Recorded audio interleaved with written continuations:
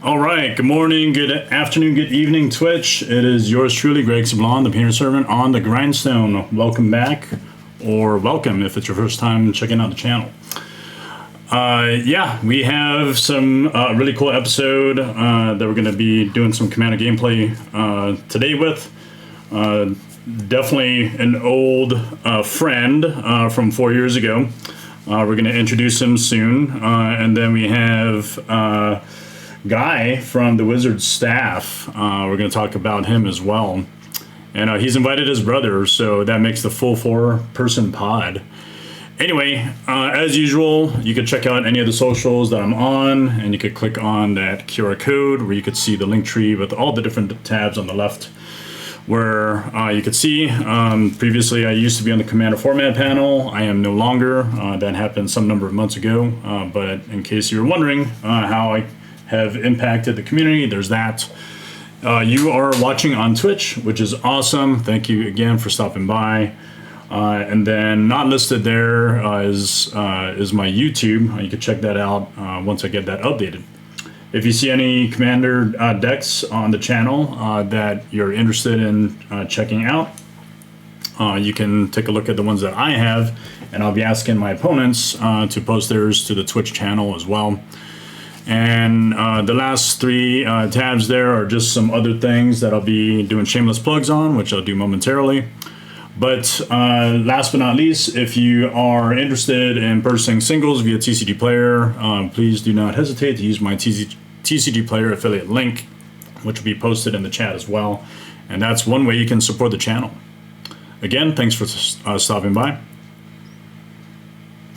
All right, so we're going to do one quick transition before we get into the shameless plugs. And as always, I can't proceed on this channel without talking about Sublime MTG Altars, which can be accessed via that QR code as well. My wife Michiko and her sister Kamiko do some excellent work doing hand-painted works with acrylics onto any card, basically of your choice, if you wanted to commission us. As a matter of fact, we just opened back up for commissions, which we are undergoing an evaluation period over the next 2 weeks. So if you're interested in checking that out, please do not hesitate and reach out. Below that is the Alliance of Military Magic Players, otherwise abbreviated as AMMP. We are a global network of folks that have a love for magic, but also have either served in the military or support the military. Any number of different flavors between active duty, National Guard, reserves, or retired, or just in general, if you support the military, we are open to have you join us and try to get some games in. We primarily, whenever we try to get those together, they're mostly Commander, but we do have a Discord server, so if you want to take part in any of that and the discussions there, feel free to do so. All right. So now we're actually going to transition to talking about our guests and the episode screen. And what we have here, just kind of from left to right, are the folks that are going to be playing. Of course, that's me, Greg, on the left-hand side. And as I usually ask my opponents and my friends here, just kind of talk things through, who you are, where you're from. If you can be found on social media, please share that with the audience. Any other highlights that you want to bring to bear and then to share with everyone, you can do so. So yeah, I'm Greg Sablon. I'm from the island of Guam. Been active duty military, just coming up on 20 years now. In about 2 months and change, I'll hit 20.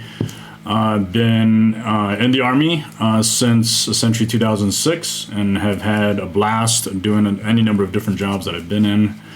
As far as Magic goes, I've been playing for the greater part of 30 plus years. I have come to love Commander since 2013, 2014 timeframe.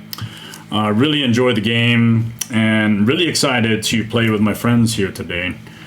I think that pretty much covers it. With that being all said, we're going to pass the mic over to Josh. But one thing I want to mention to my friends here is not yet to talk about your decks, just talking about who you are, where you're from, and where we can find you. Josh, welcome back. It has been too long. I think it's been 4 years since we last chatted and hung out at the Magic Summit over there in Salt Lake City. So I'm really, really excited that you're back on. Thanks, Josh, for coming back. Yeah, no, I'm more than happy to be here. I was very surprised you reached out, but honestly, really happy to see that you're doing better and you were stateside now and able to play games again. It was awesome. Yeah. As Greg said, my name is Josh. I am a member of Split Second CDH. We are a YouTube channel that primarily focuses on the more competitive side of Commander, but then also trying to improve your general skills that you'll need in order to kind of progress in more competitive environments when it comes to CDH and Commander. So we do a little bit of educational short-form content and then long-form gameplay content. You can find us literally everywhere. We've tried to spread out as much as we can. You'll see the logo on my face. It's on your screen.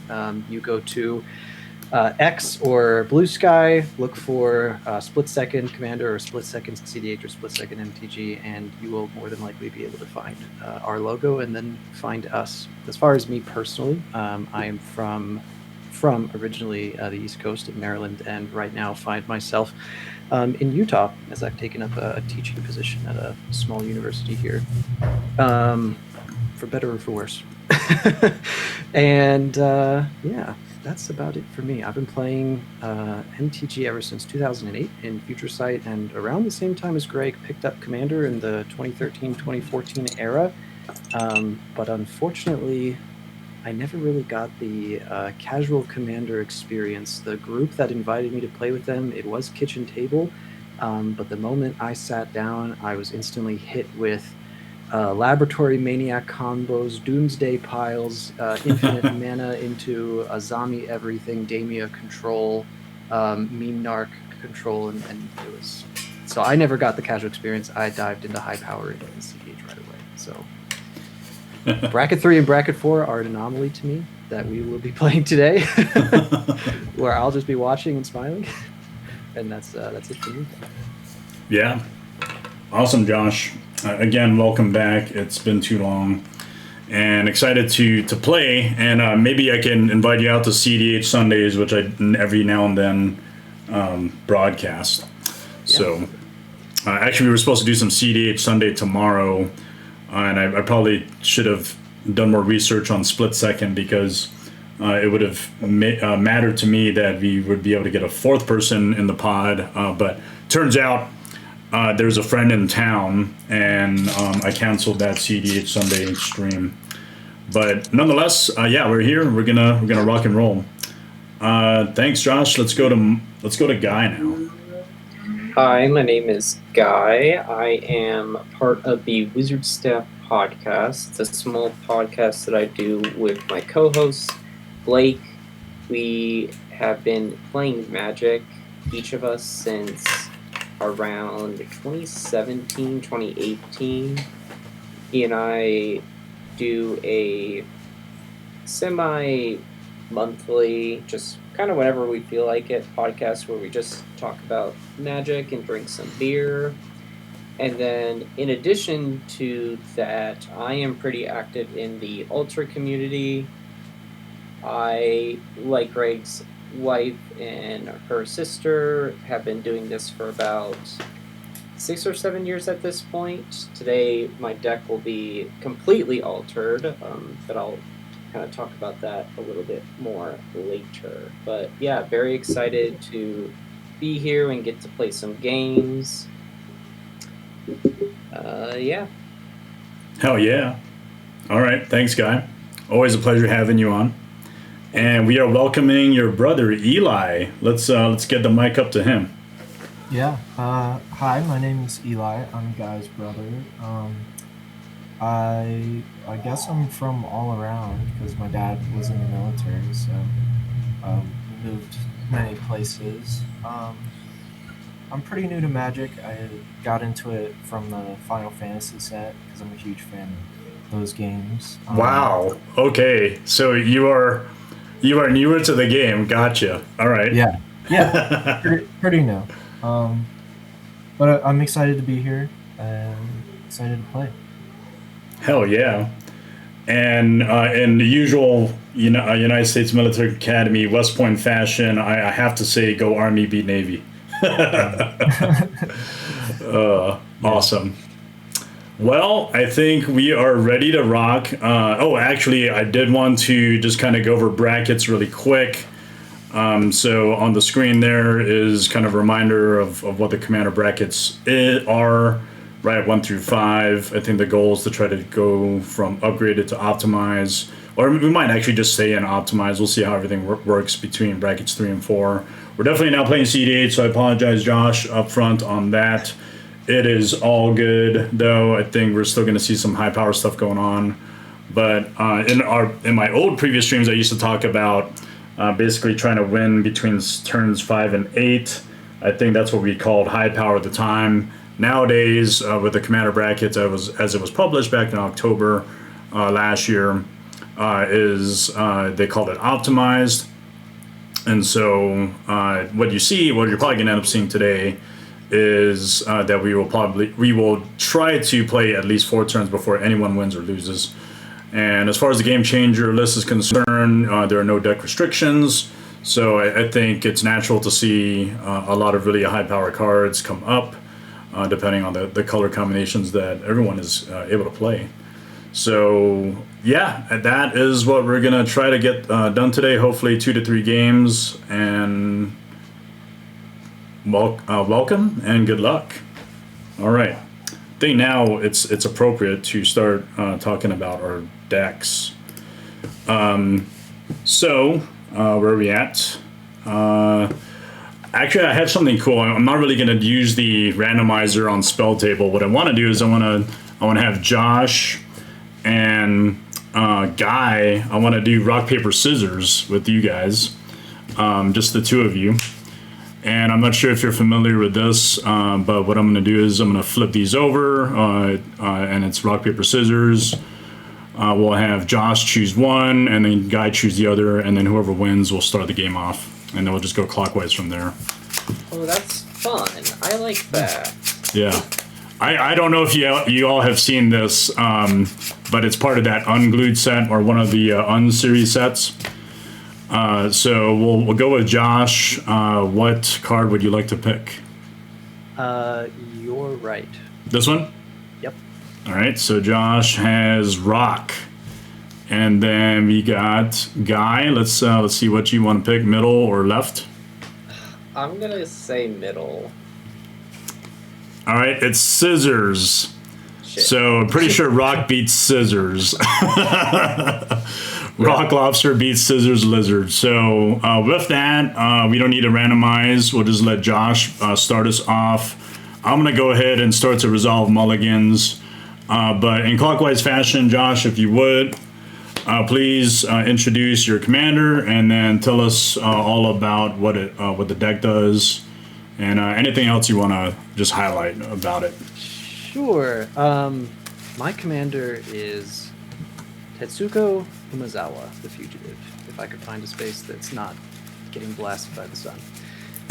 So I'm playing a mono blue commander deck with a very low average CMC, as I'm trying to just play a lot of low to the ground creatures that have some type of fun or effective on combat damage type trigger.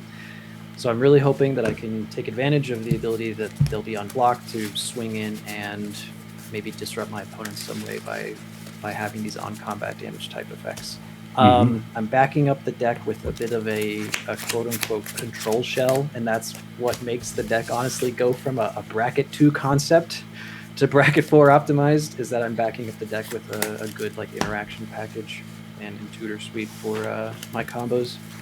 Do you want us to talk about what game changers are in the list, or if you want to highlight those, that's totally cool. I don't have all of them particularly memorized. I'm sure that I'm playing free interactions such as Force of Will and Pact of Negation. I'm sure that I probably have a Pro Mox or a Mox Diamond inside of the list. And then I think Nexus of Fate is the only extra turn card I play. And if everything goes right, you'll actually get to see it at some point during this game as a little bit of a spoiler. Sweet. All right. Good stuff. Tetsuko Umezawa. I'm trying to remember if you played this on the stream before. Maybe you have, maybe you haven't.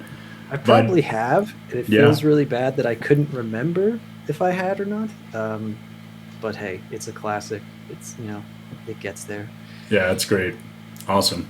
Okay, let's now go to Guy on Purphoros, God of the Forge. Yes, Purphoros, God of the Forge. This is my favorite deck for probably, since I started altering, I knew I wanted to do something really special with this deck. So at some point I was just like, okay, I'm going to alter every single card that goes into the deck. So here is Purphoros 7 years ago, and then here's Purphoros just a couple days ago I finished. Nice. So it's been a real hassle of trying to paint cards. New cards come out, some cards get taken out, new cards go in. So it has really been a labor of love. But finally, after I'll say a makeover of updating a couple cards, I'm finally back to 100% altered. So the deck is, I would say, about a high racket 3. I run Underworld Breach, Jessica's Will, and Gamble. Those are my 3 game changers. But the idea is to just burn everyone at the same time, and really try to maximize on low value spells. Sweet. Yeah. I mulliganed my first hand because it was awful. So this is my second one to see if it's any good. Right on.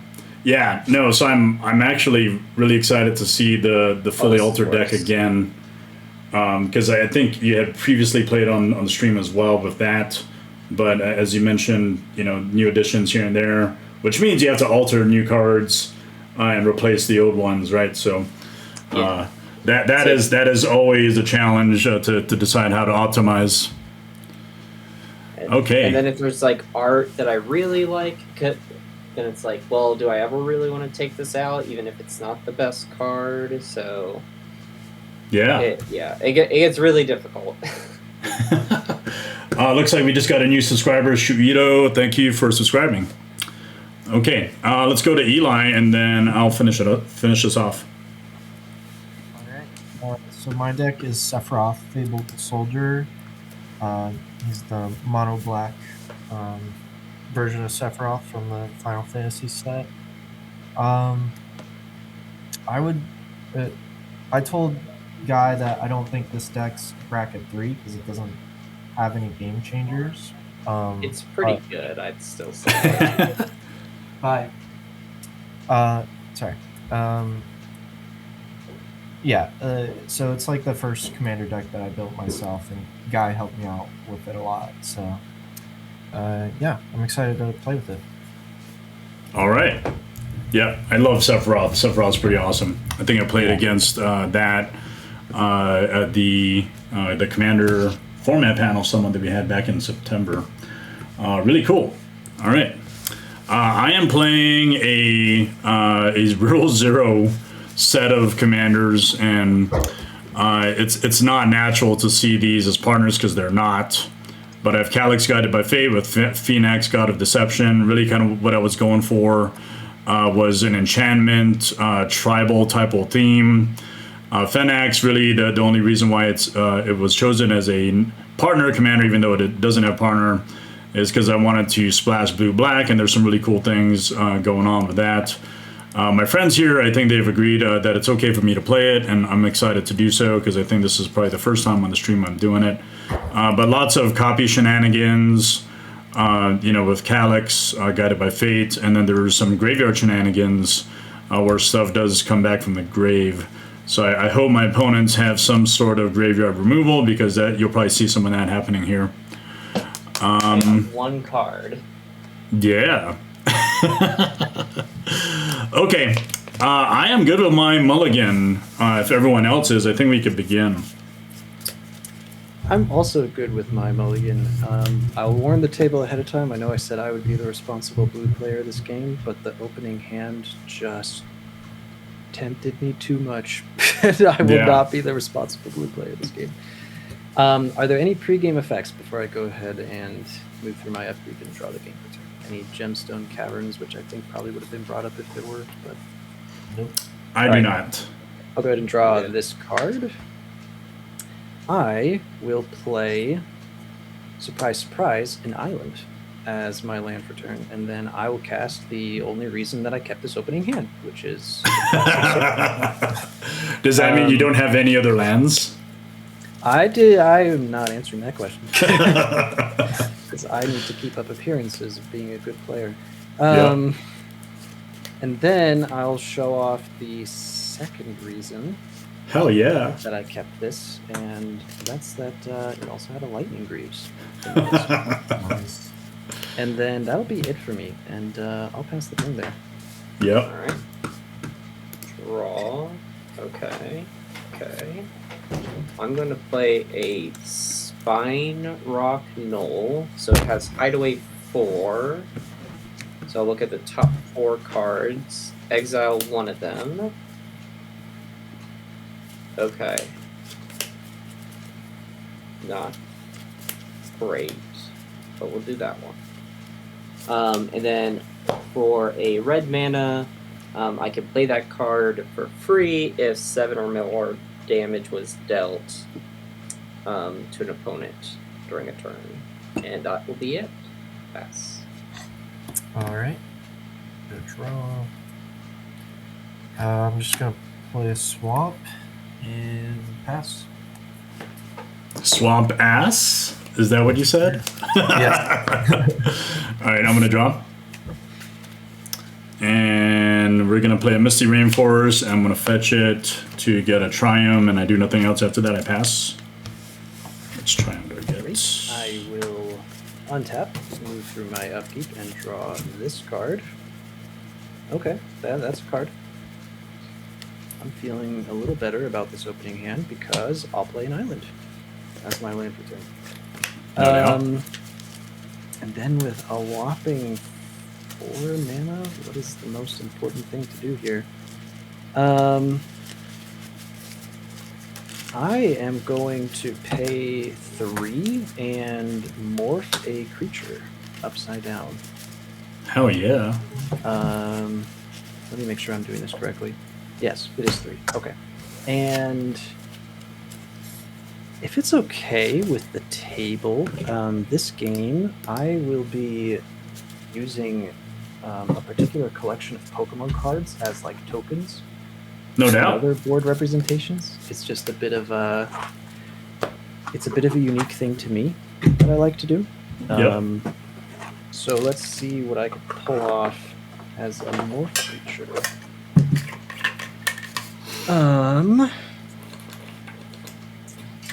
Maybe some creature that knew transform back when it was a Pokemon. So that's what you would think, but in the original game, I think there was one other creature that could learn transform, and it was the Mew, Nice. because it could learn all abilities in the game. And then I'll put a dice under it in order to better help that out. I'll pass the turn before I do that, but my second spell cast is going to be a Prying Blade, if we're familiar with the card. And then I'll Alright. pass. No attacks.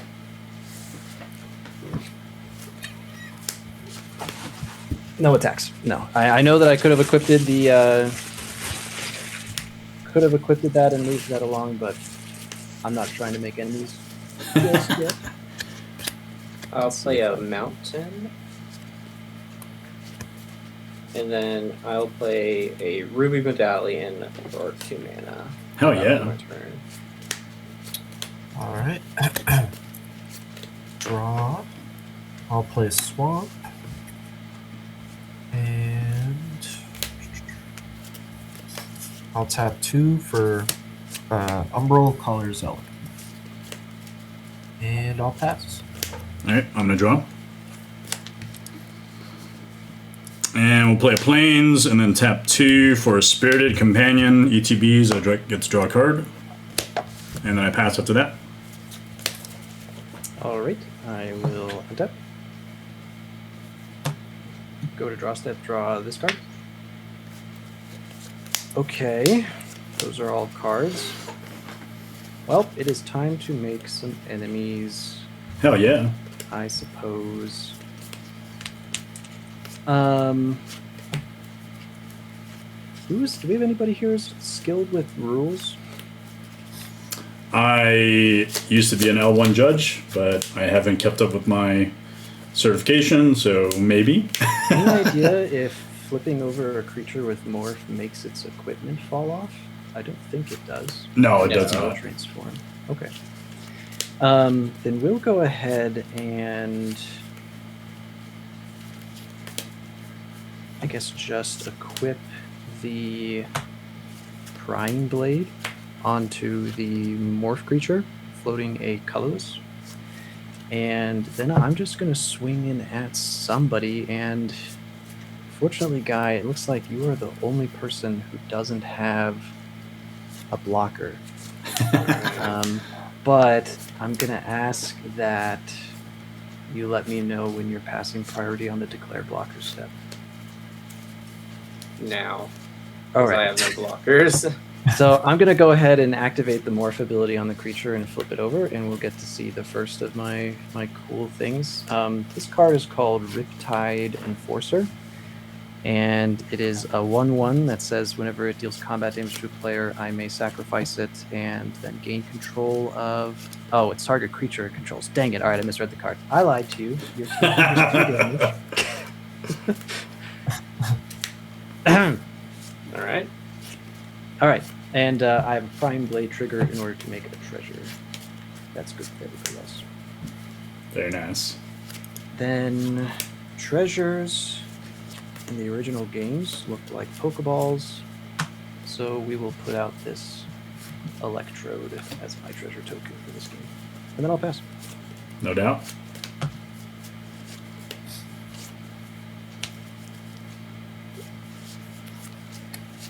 Okay.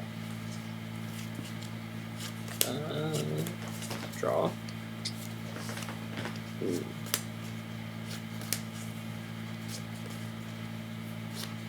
Play another mountain. Mm-hmm. And since my spells cost one less, I'll bring out my commander. Hell yeah. Doing good. Alright, fast. Alright, let's have draw. I'm going to play Hostile Hostel as my land for turn. Hostile. Yeah. And I'll tap 3, bring out my commander, Sephiroth. No doubt. I will not sacrifice a creature on ETB.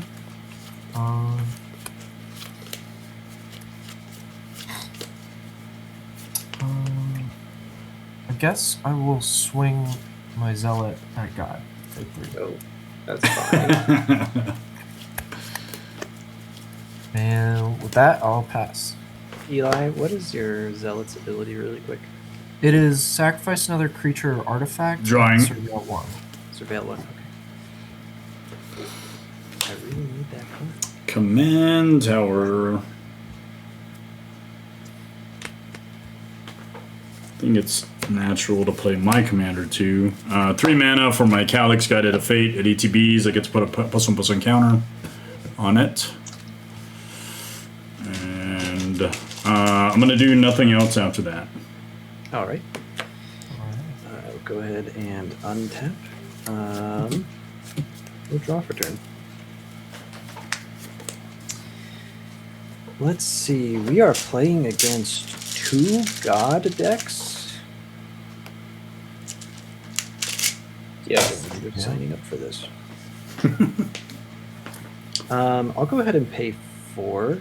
I will cast a nifty card called Reconnaissance Mission. Yep, that's pretty good. Just says whenever a creature you control deals combat damage to a player, I may draw a card.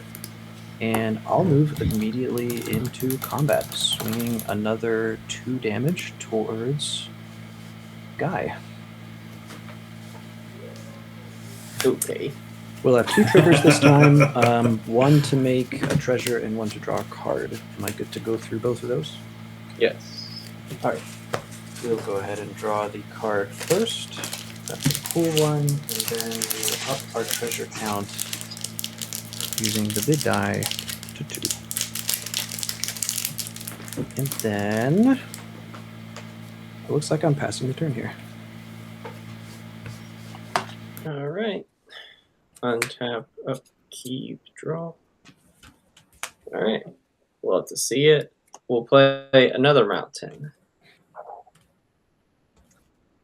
And then we are going to, for 4 mana, because everything costs 1 less, this is Twin Flame Tyrant.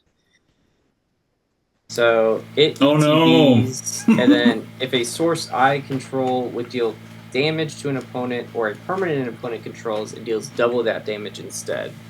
So Purphoros dealing 2 deals 4 now to each of you. Hell yeah. Ouch. That's freaking awesome. And that will be my turn. All right. Draw. That escalated quickly. That it did.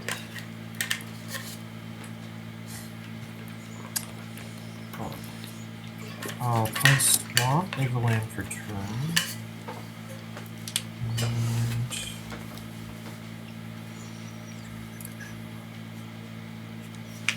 guy, the twin flame, is that what's its power and toughness?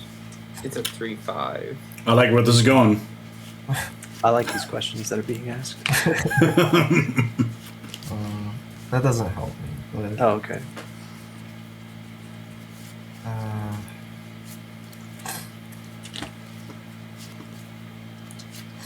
Alright. I'll tap 4 for Fell the Profane. I'll target the Twin Flame.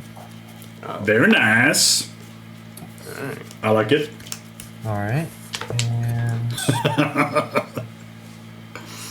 oh, so that'll trigger Sephiroth. And I'm gonna ping Josh for 1 in game All 1. right. I dropped to 35. Alright, and I'm just gonna pass there. Okay. And I'm going to draw. That is not helpful at all.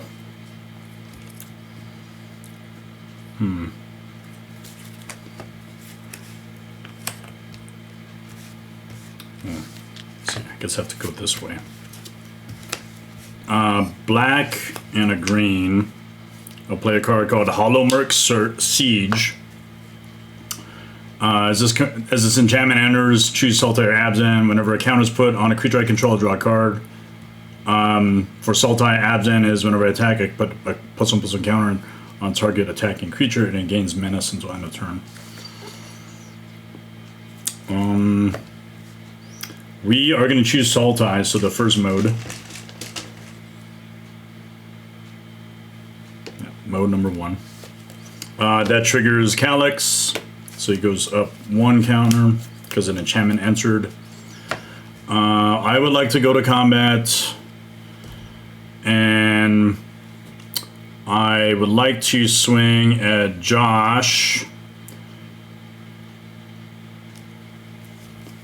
with my Calix, and then my Spirited Companion. I think I'll swing at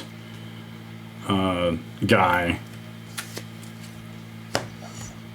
How big is Calix? I'm eating 4. Oh, also I forgot to draw a card on when I did this, when I added that counter. Yeah, okay. So that's 4, and then the Spirited Companion is just 1. Yep, I took 1. I dropped to 31. On combat damage, Calix has a trigger. I get to copy an enchantment I control, so I'm going to copy Spirited Companion. Ooh. That's great. If I can find my copy cards. I just need a freaking land, because I'm not drawing into lands here. Let me draw the card. Cool, it's a land. I'll play Hollowed Fountain. Untap, so I shock myself. And then you have another trigger to draw another card from Calix. 1, 2. Oh no! So this only triggers once each turn.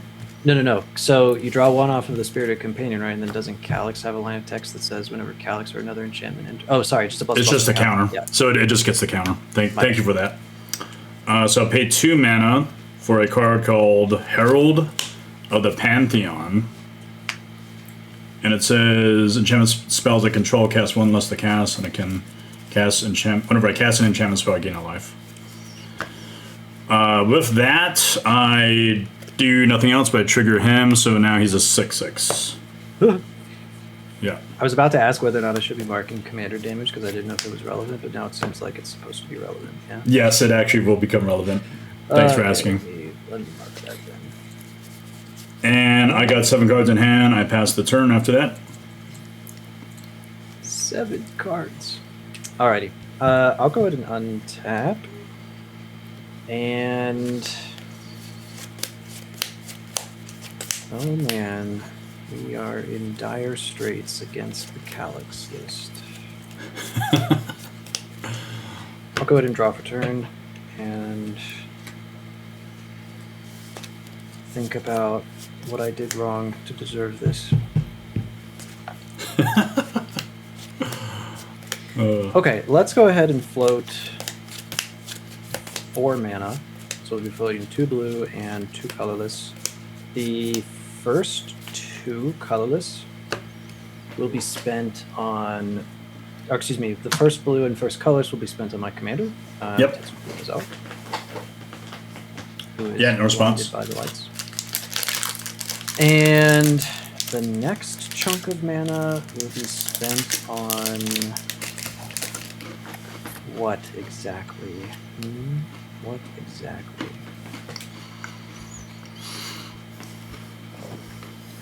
I didn't want to waste anything.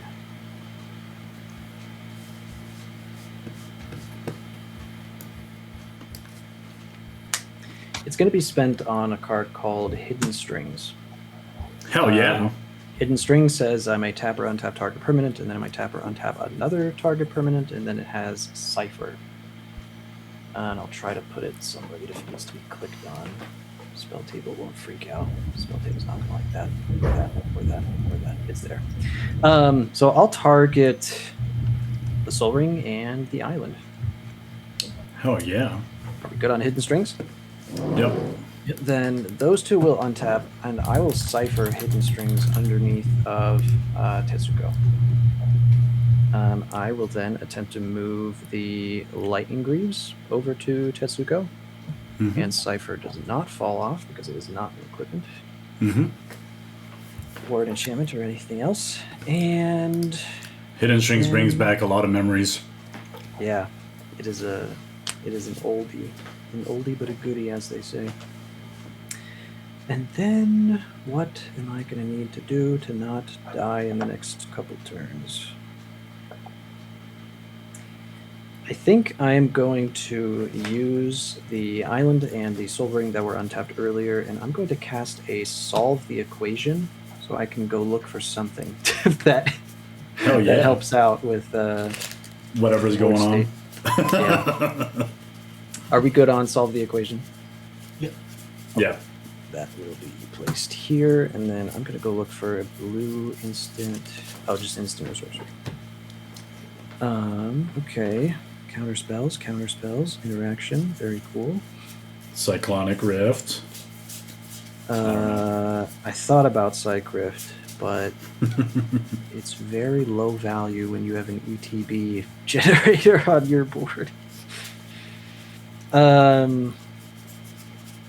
Ooh, propaganda. I can't tutor for propaganda. Third from the top. Okay, that's cute.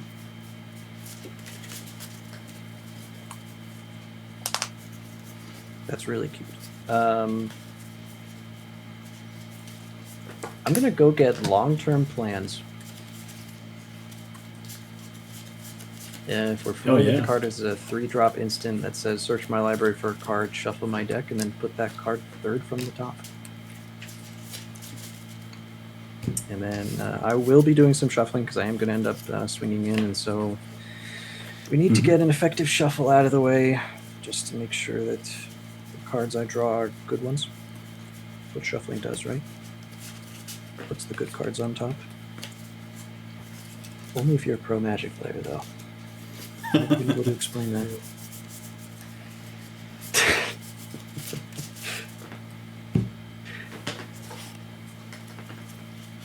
I must ask, Guy, is it, might be a weird question, is it considered inappropriate for Wizards of the Coast staff to kind of like joke about cheaters in pro play?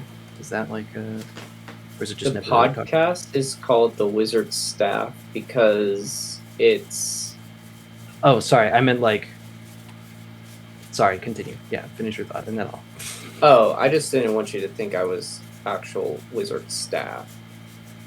No, I just meant like your podcast. Sorry. Wizard staff. Okay, wait, so then what was your question? Whether or not you guys are willing to like joke about cheating in pro play. Or whether or not that comes up at all. Oh, no, because we're pretty casual and focused on Commander. Mostly Commander, yeah. Okay. We'll go ahead and do something that looks like a cut. And this will go to my hand because it has not been cast yet. And then we're going to go ahead and move to combat. We are going to swing both Tetsuko and the Riptide Entrancer towards... It's got to be towards Greg, right? Because I've beaten up Guy more than enough, and now I'm staring down a 6 damage commander. Mm-hmm. So on combat damage, there's going to be a lot of triggers. Hell yeah. And I'm going to put making a treasure token at the top. I will then target the Soul Ring and Island with hidden strings, and then I'll put draw 2 cards underneath of that. And then I'll do the Riptide Entrancer combat damage trigger, and we'll go in that order. So first things first. I trust you.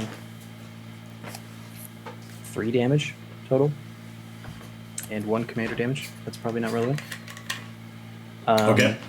Because it all can't be blocked thanks to Tetsuko. And 3 total damage. Yep, 3 total damage. Go Should ahead. I care about commander damage or no? Not really. I highly doubt it. My commander's got 1 power and it doesn't change. We'll then go ahead and make the 1 treasure token. We will untap these 2 cards, and then I'm going to hold priority on the 2 draw spell, the 2 draw triggers that I have, and we'll cast that long-term plans that I tutored for. Oh yeah. Are we good on the long-term plans? Yep.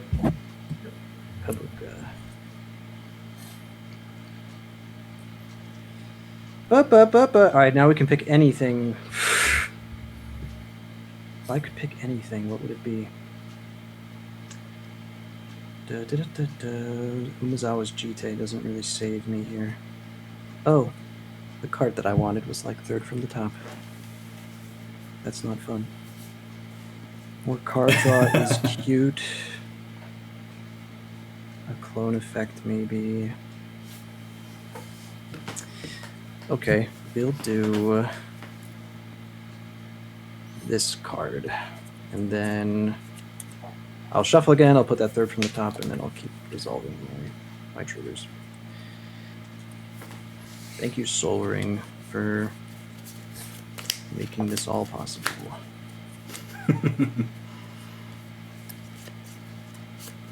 It's almost like people keep arguing about whether or not it should be on the Game Changers list, even though it's in every single precon.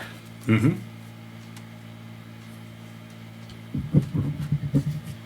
Dun, dun, dun.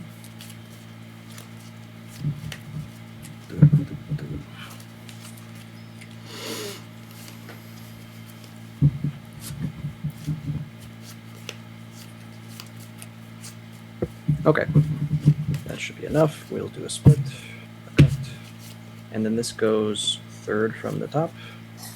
Yep. So I won't see it until next turn. But now we have 2 draw triggers and the Riptide Enforcer trigger. So we'll go ahead and draw that card and that card. And then,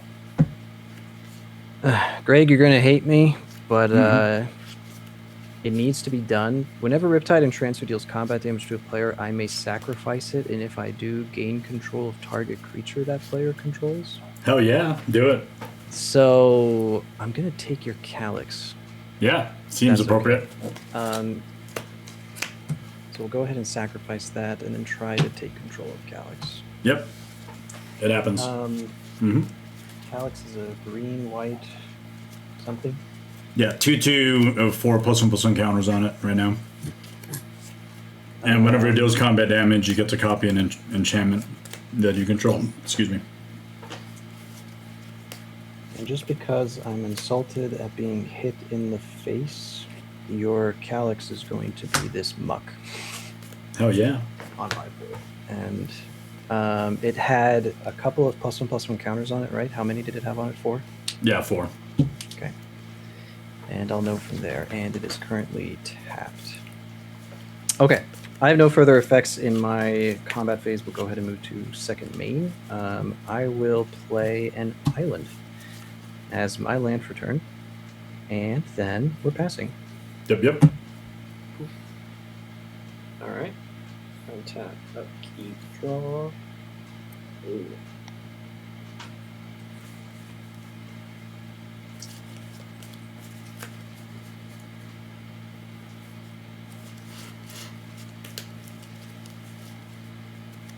Okay.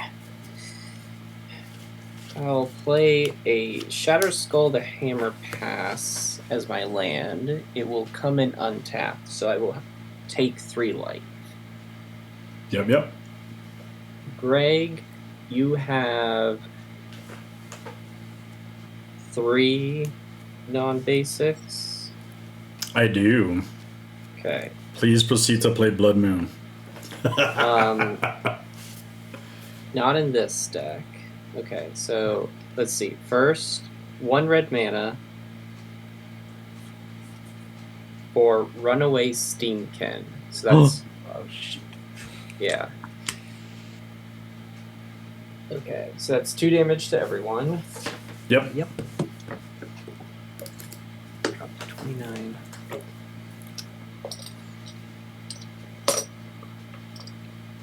Die real quick.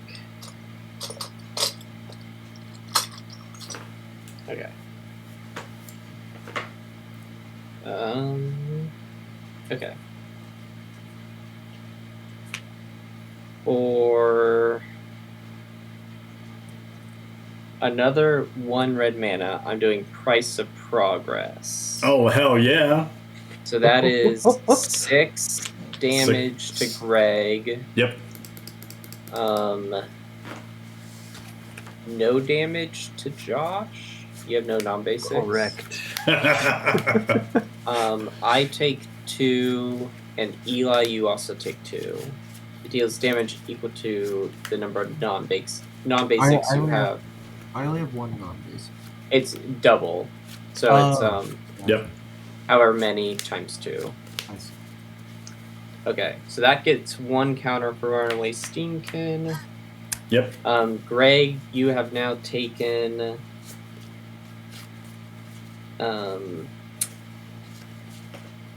6 plus 2, so that's 8. Right? Yeah, I did the 6 and then the 2. Yep. Alright, so then for a red mana and my Spine Rock Knoll, I will cast the card that was underneath, which is Razorkin Needlehead. Noise. Which is another counter for Runaway Steamkin. And 2 more damage to everyone. Yep. 7. And then for my last card, actually, we don't know that. I will then play Ren's Resolve for 1 red mana. So that just will give Runaway Steamkin 1 more counter, and I can exile the top 2 cards of my library. I can play them until the end of my next turn, which is a Dragonhawk Fate's Tempest and a Sunspine Lynx. Mm-hmm. Cannot play those. I will then pass the turn. So whenever an opponent draws a card, Razorkin Needlehead deals 1 damage to them. Noise. Alright. So Tap, draw. I'll take a damage. I'll play a swamp.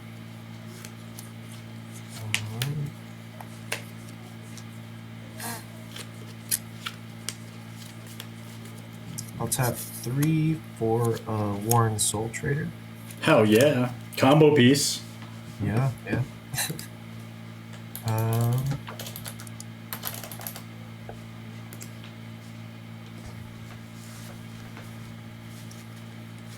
see.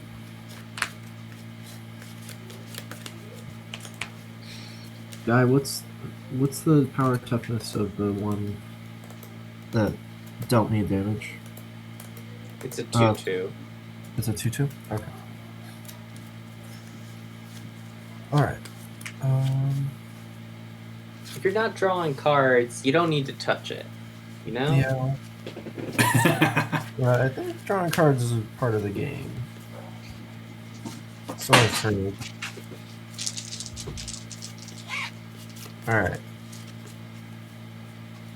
I'm gonna pay 1 life and sacrifice the Umbral Collar Zealot to create a treasure. Sweet.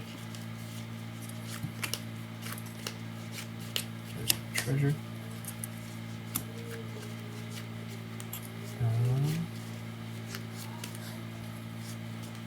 And then I will. Oh, so that triggers Sephiroth. I'll ping Guy. I'll gain a life. So you gain life. It doesn't matter. Well, I'll tap 1 and I'll play Ulcerate and target that creature. Alright. So Razorkin Needlehead. Yep. Very nice. I'll lose 3, and then Sephiroth will trigger. I'll ping Guy again and gain 1 more back. What is this? You have more Brotherly life love. than what? You have more life than. It's brotherly love, that's what it Like is. you started at the beginning. I can't believe this. Alright. With that, I'm just gonna pass. Alright. Oh, you didn't want to attack or anything? No. I'd like to point out that that Josh is wide open. I am wide open. But make an enemy of the blue player who hasn't cast a counterspell yet this turn? I don't know. For this game? He has a lot of mana, so. Alright. Yeah, no attacks. Cool. I'm going to go to my turn then. appreciate you. I'm going to Maybe draw. last time. 1, 2. Guess it's gonna look like that. 2 mana, and because my enchantments cost 1 less to play, I'm going to play a card called Mirror Room. I'm gonna unlock the door on that side. And it says, whenever I unlock this door, create a token that's a copy of target creature I control, except it's a reflection in addition to its other types.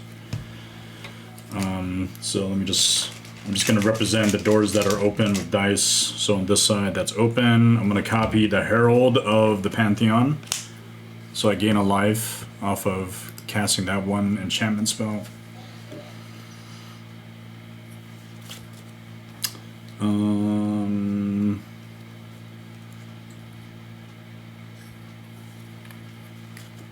Let's see. So now I can cast enchantments that are 2 less.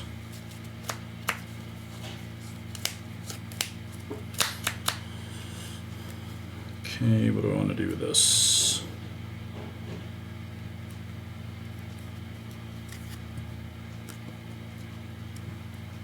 Two mana.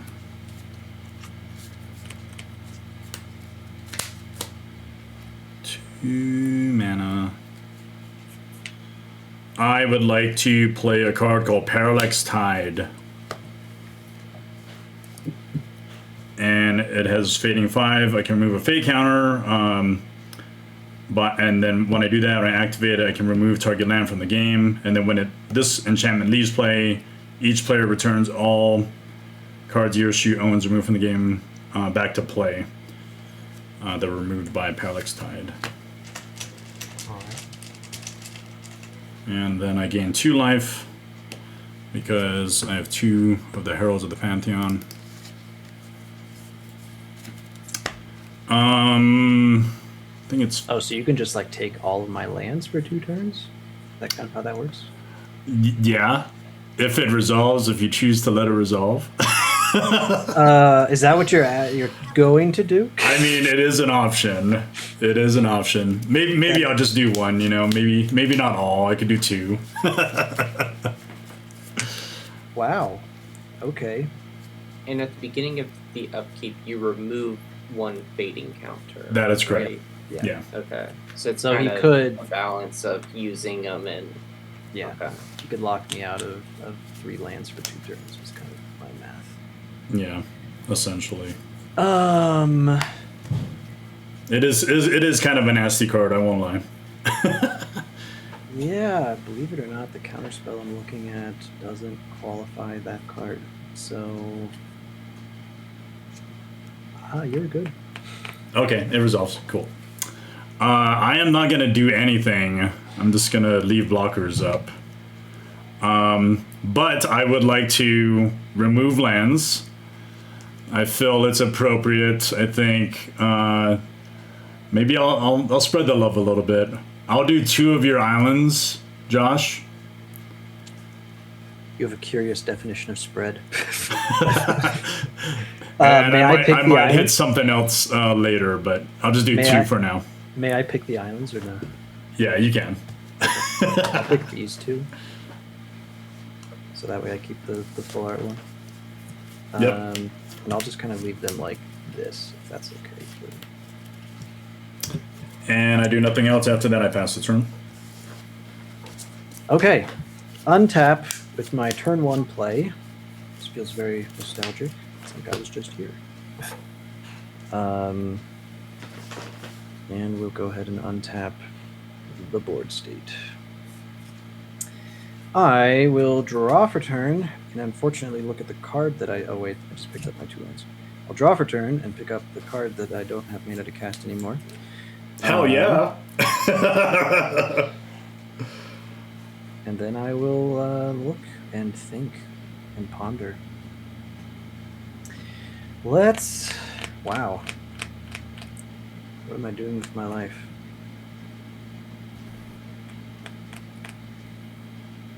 Okay. We'll go 3 mana. We will use one of the colors to equip Prime Blade onto Calix, No doubt. which gives Calix +1/+0. And then the ability to create treasure tokens on combat.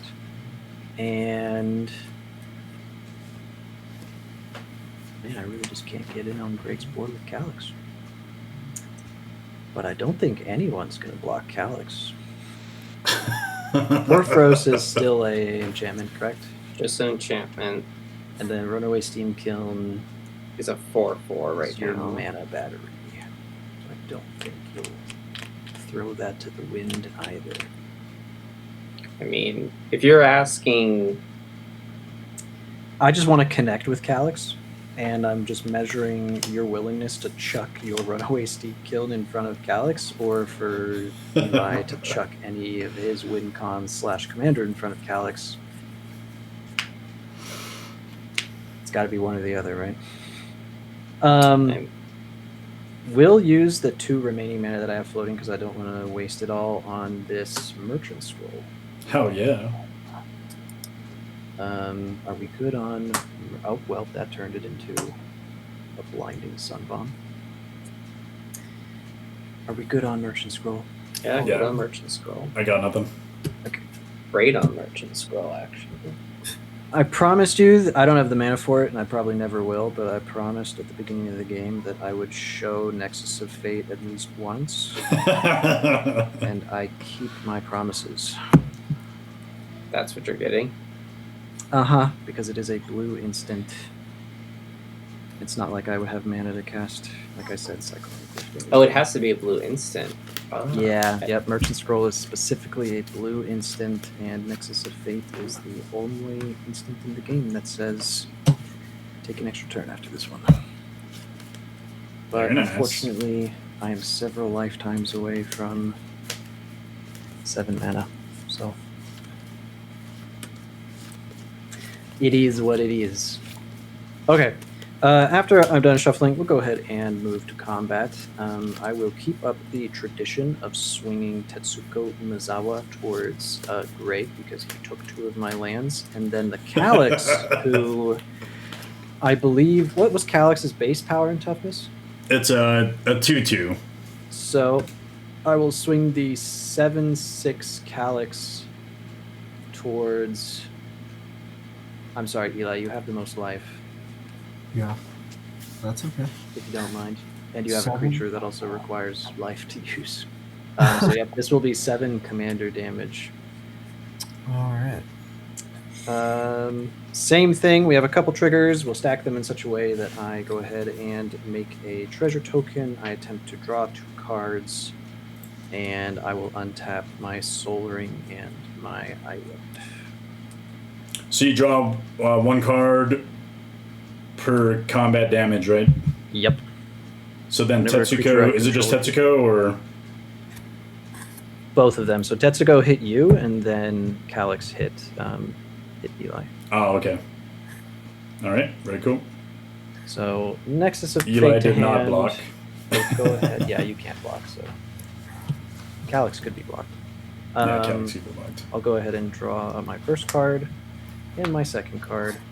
I will untap my Soul Ring and my Island, and then I will look at my hand again. I actually drew a land. I drew a Buddha Delta. Which I will crack right away, I suppose, because Yep. there's no reason not to. I don't play tap lands. We'll go ahead and get a basic island, but I get to pick the art that I like. Did you want to copy your reconnaissance with the Calix?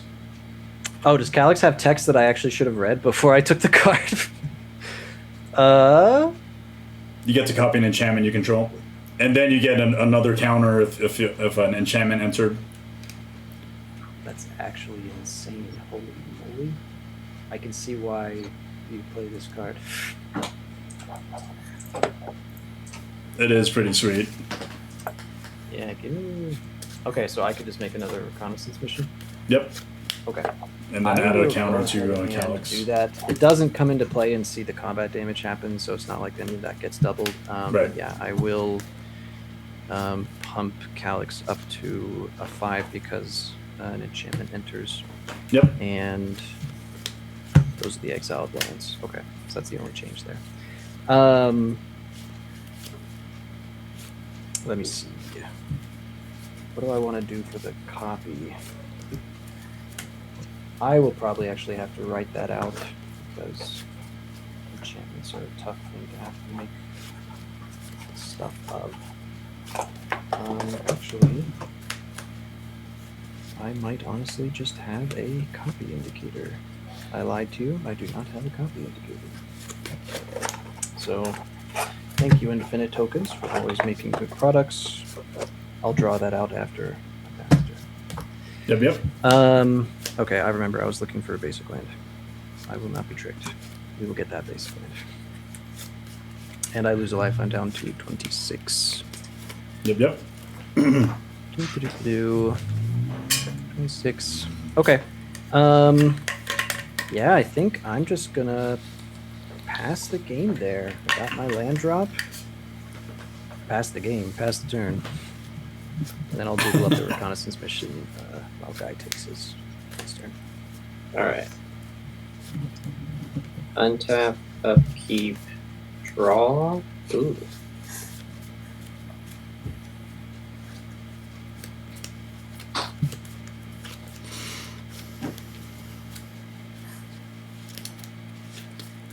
Okay. We're gonna do the thing that we all like to do. Okay. I don't like So I'm Blasphemous gonna act. first tap 1 for my soul ring. Oh, nice.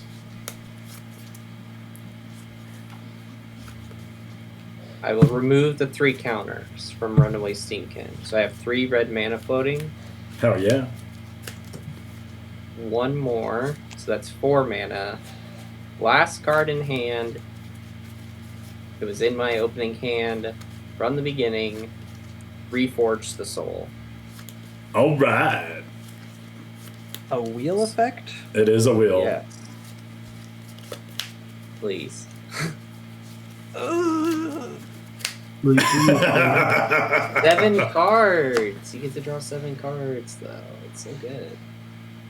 Wait, will you explain what Josh might have a sorry. response. So each player discards his or her hand and then draws 7 cards. Ah, I mean, you did just put a Nexus of Fate in hand. I did, and the Nexus of Fate would get shuffled back in. Yeah. But then I would lose a full grip of 7 cards. You could cast the Nexus of Fate, take a turn after this one.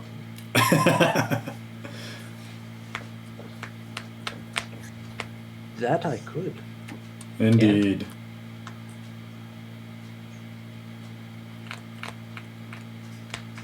I really don't think I can let that resolve. That's not what. Do you have no other cards in hand? Is that That your... is. This is the only card in my hand. Oh, I'm Um, so sorry. How many cards do you have in hand, Greg? I have 6.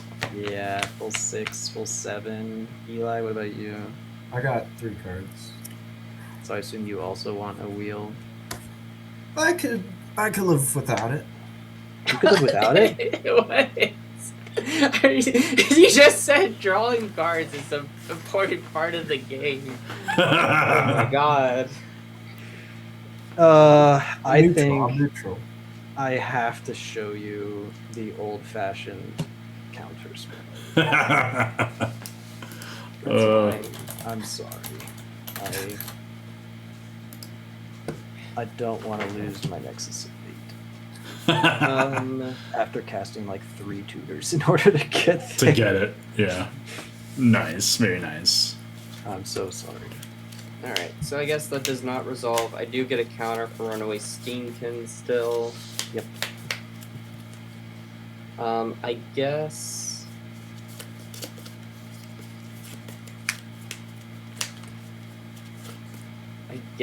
The next best thing I can do is 2 mana, 4 mana. I can play my Dragonhawk Fate's Tempest. The Sunspine Links will probably stay exiled because I don't have the mana to cast that.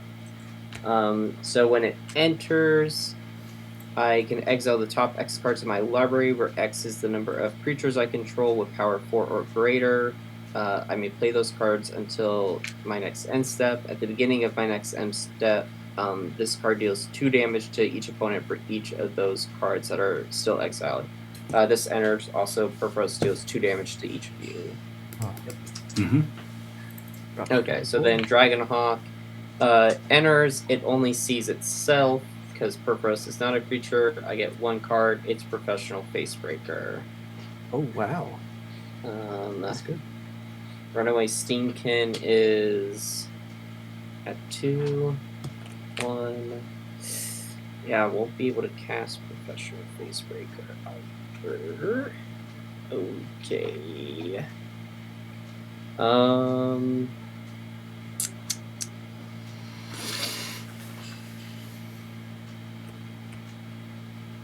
Yeah, I think I'll have to go to end step, and each of you will take 2 because Professional Facebreaker is still in exile. Okay. Drop 2. And pass the turn. All right. I'll tap. I'll draw. I'm supposed to be doodling.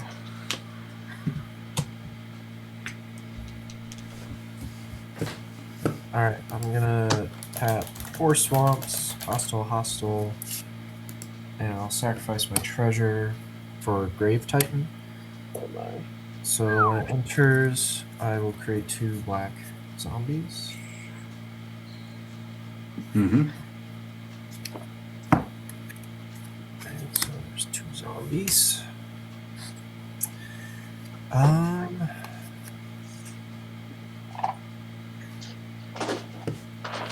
Grave Titan. So good.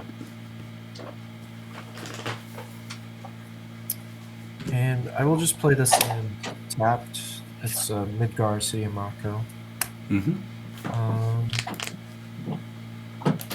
Then I'll use Warren Soul Trader to sacrifice 1 zombie. Yep. Create a treasure. I'm gonna ping Guy. So I No paid cards 1. in hand. No. I'll just take 1. You're the highest life total, so I don't want to hear it. Anyways, I'm just gonna pass. No attacks. Just for the hell of it, I'll remove the hostile from the game with my Parallax Tide. Alright. Alright. They enter the battlefield untapped because they were exiled, right? Yeah, they get untapped. Let's go. So I lose a counter during my upkeep for the Parallax Tide. I draw a card. Let's see. White and then a green. We will play a very cool card that is a game changer called Aura Shards. If that resolves. Oh. And Aura I gain 2 Shards. life. Aura shards, huh? Aura Shards. You wanna tell me about what's gonna happen to Aura shards? What is Aura shards? Well, I surely my Soul Ring and my Greaves and my Prying Blade and my Recon Mission are safe, right? Actually, is Calix an enchantment creature? Which one? Calix Calix is an an enchantment creature. Yes, that is correct. Yeah. Okay, buddy. So what I'm probably going to use at least Aura Shards for is the Soul Ring. That's just kind of my thinking on this. You mean Guy's Soul Ring, right? Not mine. That's what I interpreted that as. You are doing way too much, Josh. You are doing way too much over there. I have done the same thing for the past 3 turns. Yeah, Drop essentially. cards, make a treasure token, untap the privilege. Yeah. Let's just remember I have no cards in hand. And whose fault is? I'm just kidding. Don't answer that question. Yep. On the Wow. stack. Yeah, that is on the stack. Do you have an ability to? It's a creature ETB, right? That triggers Aura Shards. That is correct. Do you have an ability to make a creature that is in play currently? In play currently, no. Okay, so we're just assuming you have a creature in hand. But Josh, real quick, the plane, or I'm sorry, the islands that are still exiled, they're still exiled. Oh, I thought you said you brought those Yeah. back. My bad. No, so I only just have the 1 counter on it. So as long as it still has a counter, then things are still exiled. Yeah. Yeah, okay. I get that. Yeah, okay. Aura Shards. Well, a game changer for a game changer. Do it. Force of will. Hard cast. No. Fierce Guardianship. Hell yeah. Aura Shards. Yes. I Yes. believe Fierce is. I can't imagine Fierce not being a game changer. I don't know the complete list, but. Yep. Okay. I'll proceed to my next cast. It's going to be a card called Grim Guardian. And it's only going to cost 1 black for me because I have 2 heralds again. Yep. When this enters, or another enchantment I control enters, each opponent loses 1 life. Okay, so we're down to 21. Yep.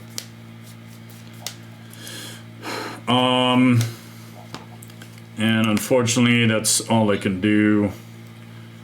I must pass the turn without playing a land again. Yep. Pass turn. I will untap my 2 lands, sadly, and I'll untap my board. I will draw a card for turn. Be really sad. And move to combat again. Hell yeah.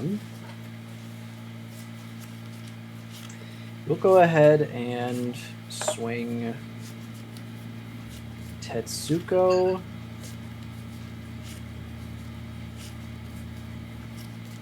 So many cards. Yeah, I am about to draw a lot of cards. Because there are 2 reconnaissance missions. Mm-hmm. You'd think I'd be hitting land drops, though.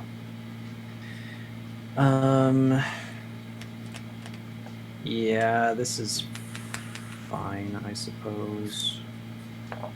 Just swinging out like that because I don't really have anything to spend mana on otherwise. We'll send Tetsuko towards Greg again for the 1 damage. Now the question is going to be Calix. Calix is now an 8/7. And there are definitely zombies that will 100% just be chucked in front of Calix. Yeah. If I swing towards Guy, I'm literally being very rude about putting somebody into the dirt. Do you have anything with Death Touch on your board, Greg? I do not. Nothing with Death Touch.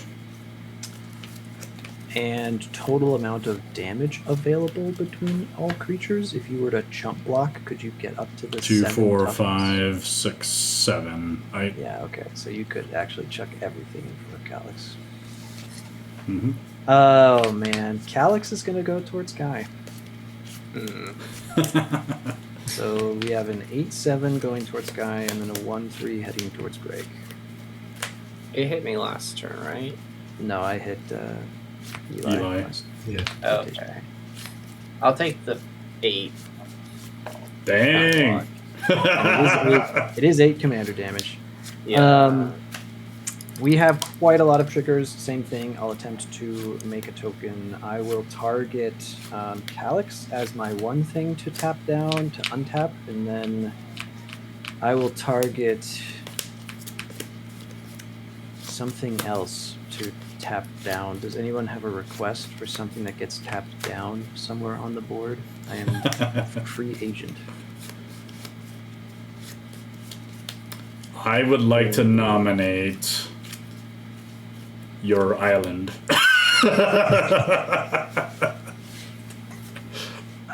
Nomination declined.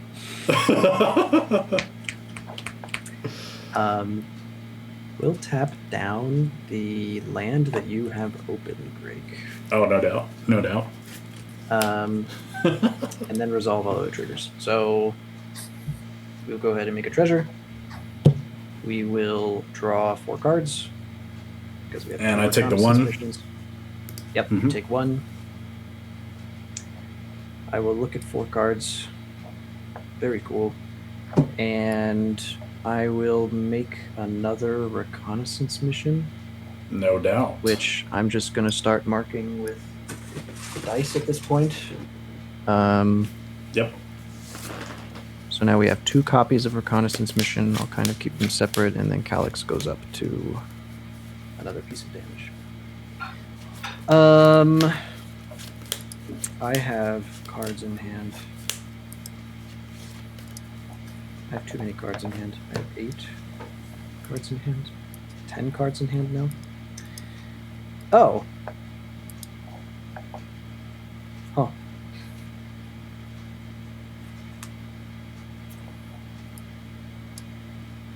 Never punished. What a coincidence we put this card in here. I will cast a Thought Vessel. No doubt. And All the cards. All of them. I'm looking at a back to basics in my hand. Do it. But I wonder at what point does the game just start to turn into an unfun experience, especially for you, Greg. It is Because all good. you still only have your one basic land. That is correct. Yeah, I think Calix is untapped. So I could completely tap out for the back to basics. You could completely do that. I'll play Ottawa as my land for turn. And oh man, am I gonna be that guy? Does back to basics negatively impact the fun we're having? Because it's not the point of the deck, right? The point is to be responsible, and back to basics would be if I was just getting clobbered, and I'm not really getting clobbered. We're being responsible. So you know what? I'll pass him. All good, all good. Yeah. Same thing with like propaganda and the list. Like I don't need to play propaganda if the table's not making me out of existence. Alright. Untap, upkeep, draw. This is where I draw my next wheel. Alright.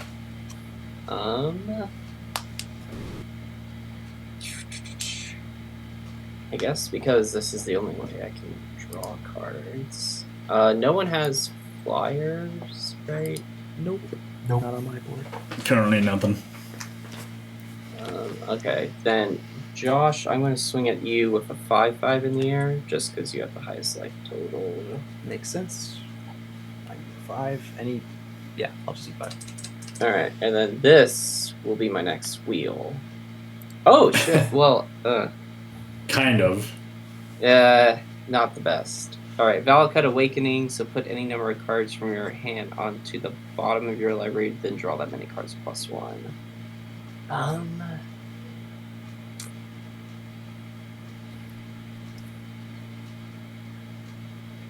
Yeah, I guess for 1 mana, 2 mana, so I'll be floating 1 colorless. I will cast this, and I will put the 1 card on the bottom of my library. Yep. And then I get to draw 2. Very nice, very nice. 1, 2. Ooh. Alright. Runaway Steamkin goes up to 3. Okay. Have 1 colorless floating.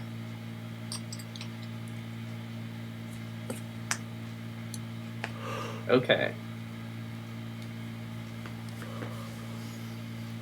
Please. Something good. Well, I did draw something good. Okay. Alright, for 1 red mana, no. I will remove these. So I have 3 red mana and a colorless. Blasphemous act. Fine. 1 red mana, Underworld Breach. Oh, okay. Does this resolve? I will say I'm not going to win the game. But, I got nothing. You know, I'm just going to be able to get up. Probably get to draw some more cards. Can I bait you into telling me what the exact plan is for this Underworld Breach? Sure. I mean, we have Reforge the Soul. Yeah, Reforge the Soul again. I mean, we also have Ren's Resolve. I can really only cast 1 card from my graveyard at the moment.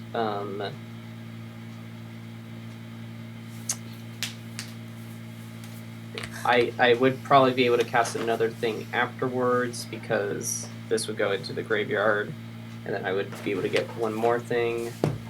Then how much mana do you have open right now?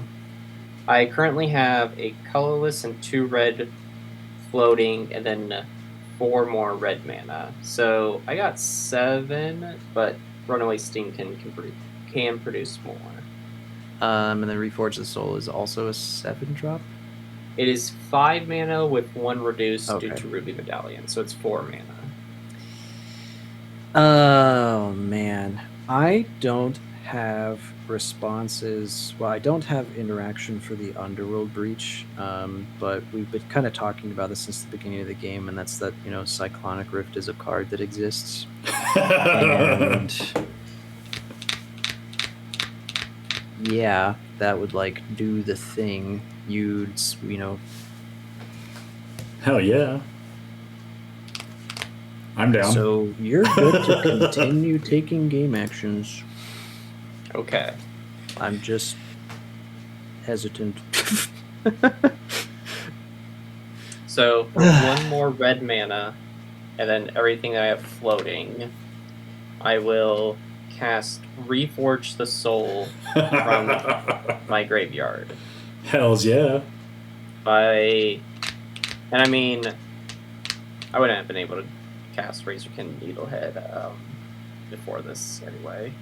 We'll do Razorkin Needlehead, Twin Flame Tyrant, and Valakut Awakening. Those would be the 3 cards I exile in addition to casting this. So each of us can now discard our hand. Well, we all discard our hands and draw 7 cards. Right, so holding that on the stack.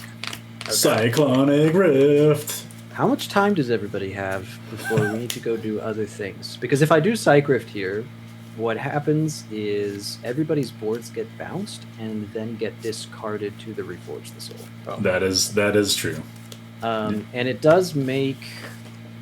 it makes Guy's turn a little bit stronger because his board gets cycled in and he could potentially do more stuff with the Underworld Breach. Oh wait, never mind. Underworld Breach also gets bounced, discarded.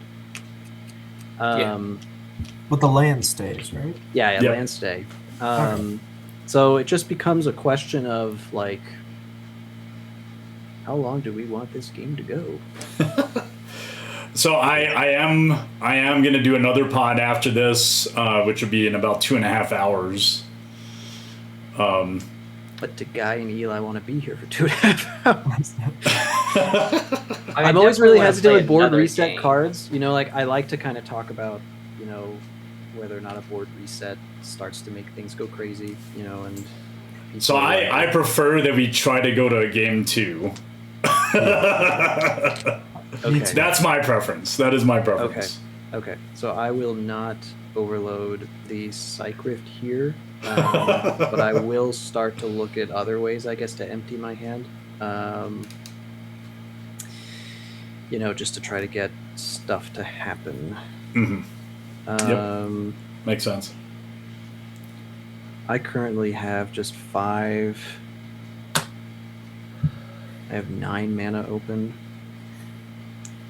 What can we do? Nexus of Fate. Hell yeah. I could honestly just slam the Nexus of Fate here. Yeah. Totally. And just try to rebuild after the Reforge the Soul is gone. I'm also holding on to a Rapid Hybridization, which, like I said, could equally just try to hit something, because we're about to give 7 cards to Eli, who's going to untap with Sephiroth and a That really is- big creature. That is a true statement. I think I will trust You the could get a Nexus of Gravecrawler. Fate cast and hopefully draw into something later. So we'll go ahead and tap out 4 and then use 3 treasures. Drop it down to 2 treasures, and I'll cast the Nexus of Fate. Oh yeah. No response. All right. Then all that's done is I have an extra pending turn after this one, and then I shuffle Nexus of Fate into my library. And we're back to Reforge the Soul. Mhm. All right, Reforge the Soul resolves. Everyone discard their hand and draw 7 cards. Do-do-do-do. I just need to Alright. do a quick shuffle. Okay. I like this hand. I will play a mountain for turn.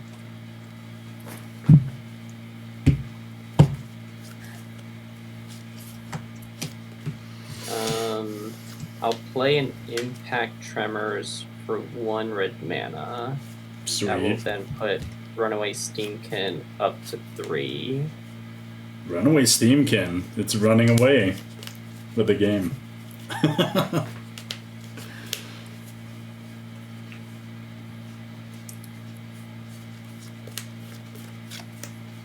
How about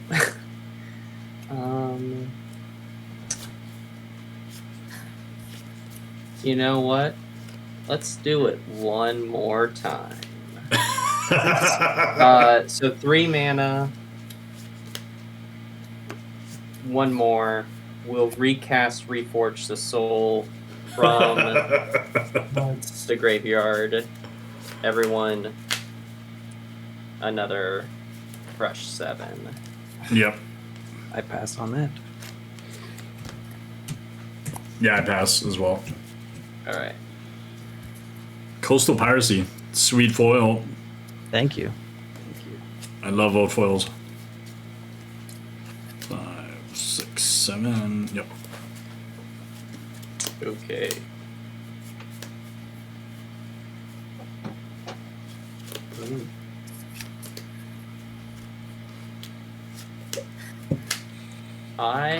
For the last thing I will do on my turn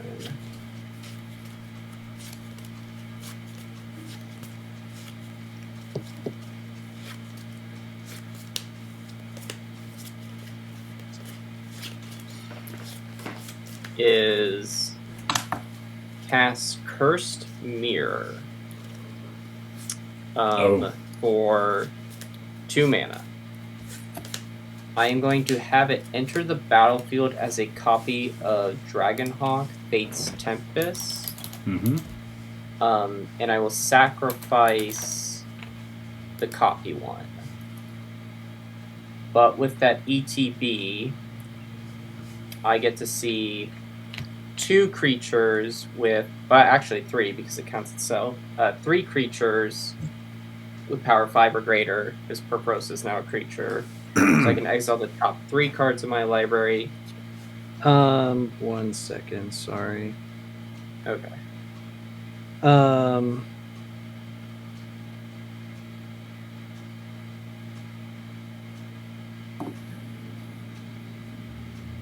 Response to casting, response to ETB.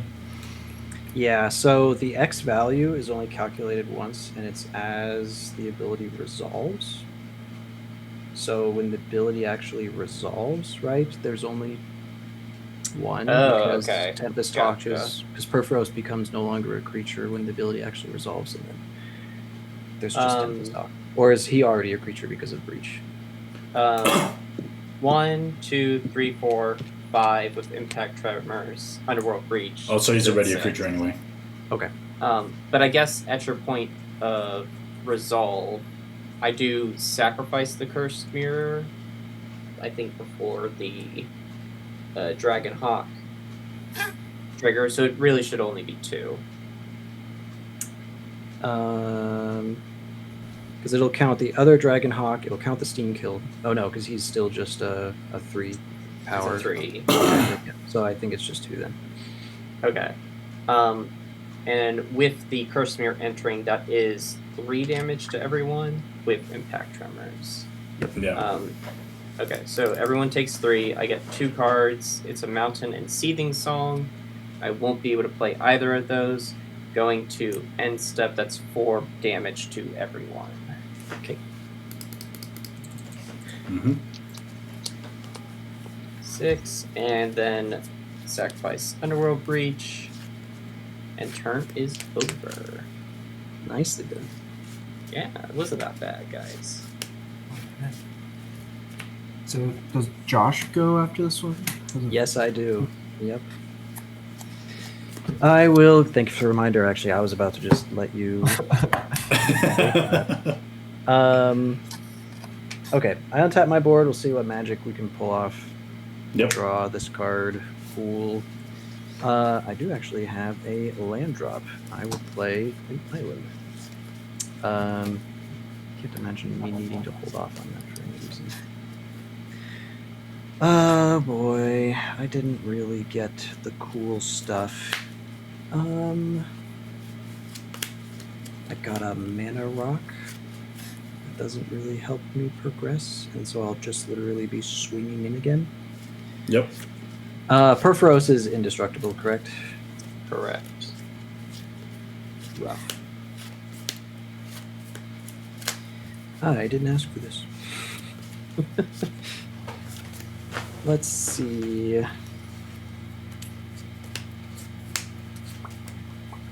I will go ahead and cast that Mox Diamond Hell yeah. and discard this Reliquary Tower. Sweet. Just to keep up the appearances that I have mana to do stuff with. Try to move that over there. Let's see. Tezzeret. We've got 5/5 creatures until return. Untap 2 artifacts. I really didn't get much out of those 2 wheels, and that kind of makes me sad. And now that everybody's at 9 life, we are. It's tough. Life is suddenly very tough. Yep.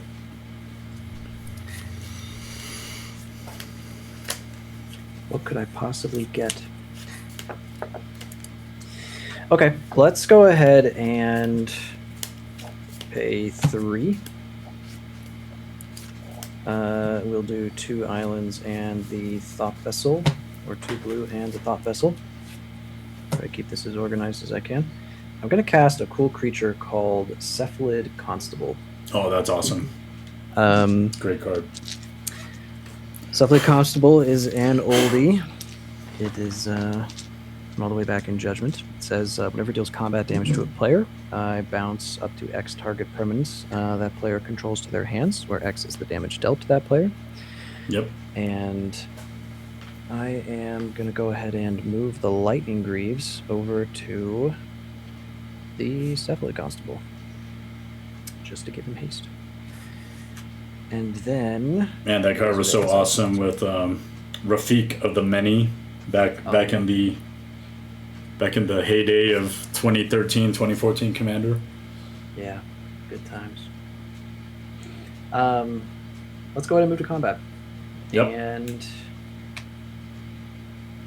unfortunately, does Greg's board still... You don't have enough to now kill Calix if it swings towards you.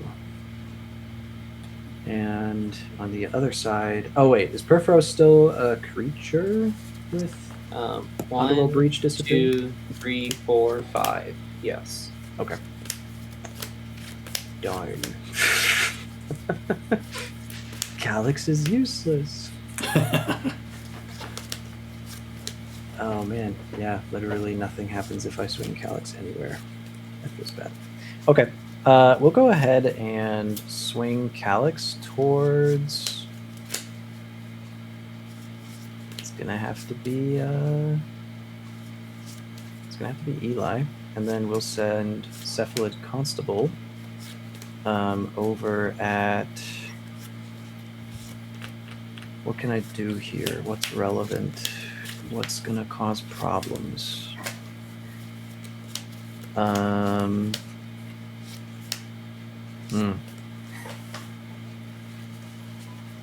What's gonna cause problems?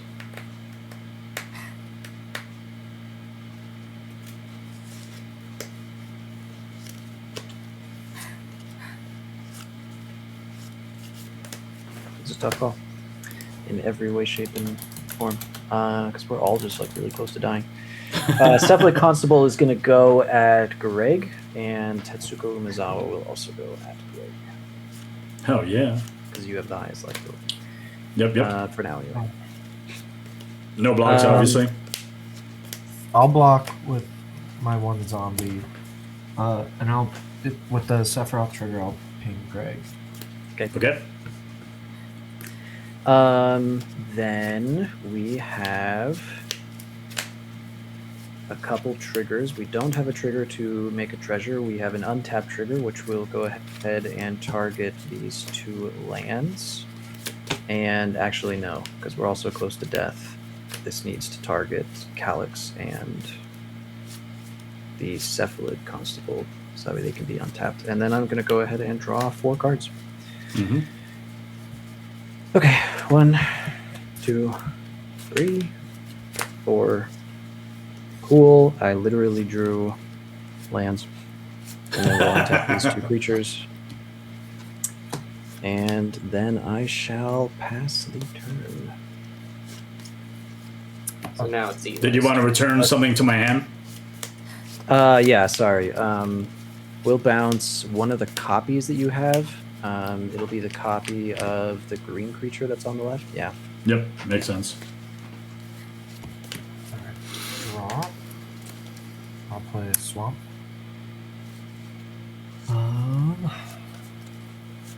Let's see.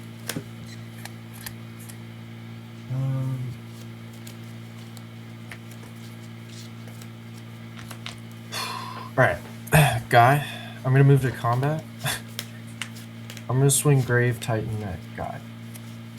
No doubt, no So- doubt. 6/6 with Death Touch. When it attacks, it's gonna create 2 zombies. Mm-hmm. Death Touch does or does not kill indestructible. It does not. Okay. Purphoros will block. Okay. So So Grave Titan dies. I'll ping you for 1 guy. fair enough. 1, 2, 3, 4, 6. Alright, I'm gonna tap 6 to summon Liliana Dreadhorde General. Oh, very cool, very cool. That's a good one. Yeah. Alright, I'm gonna. -4. Oh, yeah. That's a good idea. Seems Yeah, like I'm gonna -4. the natural choice. Yeah. So she'll go down to 2. Yeah. So everyone sacrifices 2 creatures. Mm-hmm. Oh, what a day. Definitely Dragon Hawk. So Spirit I'll draw Companion 1. and a copy of it. Yeah, I'll Cat. ditch Tetsuko and Cephalid Constable. Mm-hmm. And we'll send so Tetsuko back that's- to commit. So That's 8 Sephiroth triggers. Very nice. I'm gonna ping Greg and Guy each for 4. Okay. I'll gain everybody. Yep. Okay. So that flips Sephiroth. So I get an emblem now. Yep. And then okay.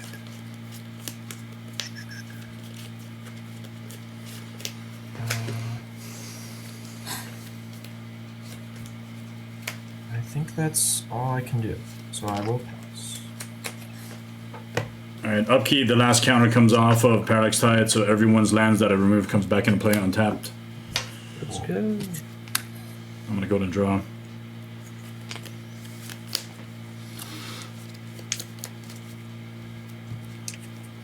Bayou.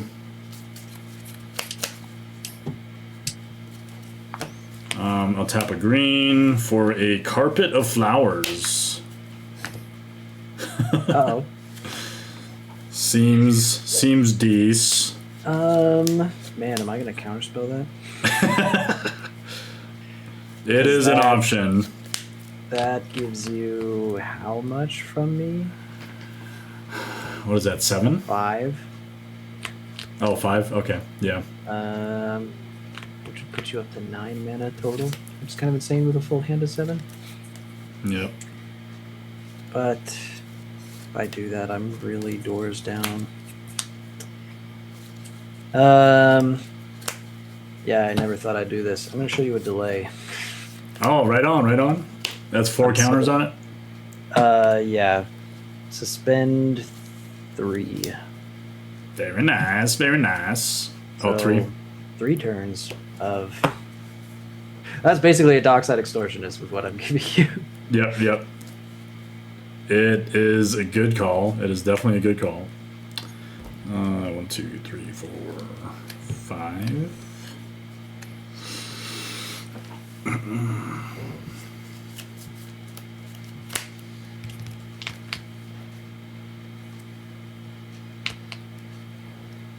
One, two, three, 4, 5. That was a good call. That was a good call, Josh. I hope so. I was doing some math in my head, and I'm like, 9 mana is a lot for somebody. That's just who so drew 7 good. cards. Okay. Does Calix have? Does it have? It doesn't have hexproof, or it's nothing on it, right? It has nothing on it, just the prying blade right now. Okay. I wish to do a thing. Uh-oh. You've had it for too long. I'll pay 2 mana. And oh wait, I don't think I could do this. It's actually not going to be. No, it's not going to work. It is not going to work. 1,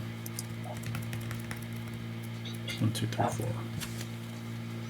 Okay, I just need a trigger here. Let's go black, green, and we'll play a Pernicious Deed.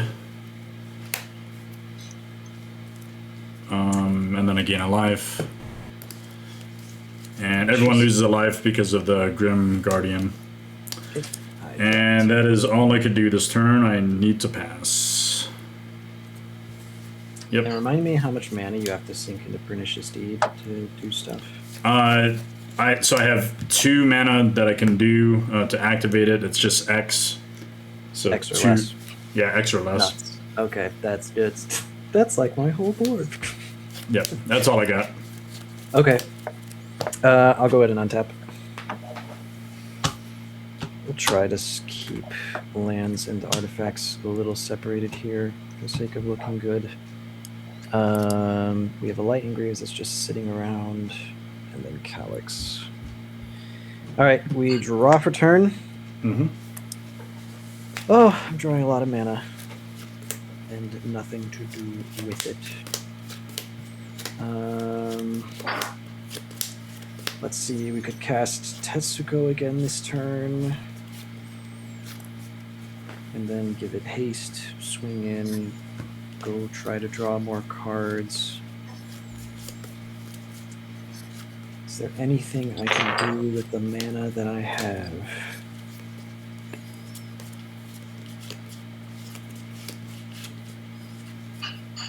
Need Arm with Ether.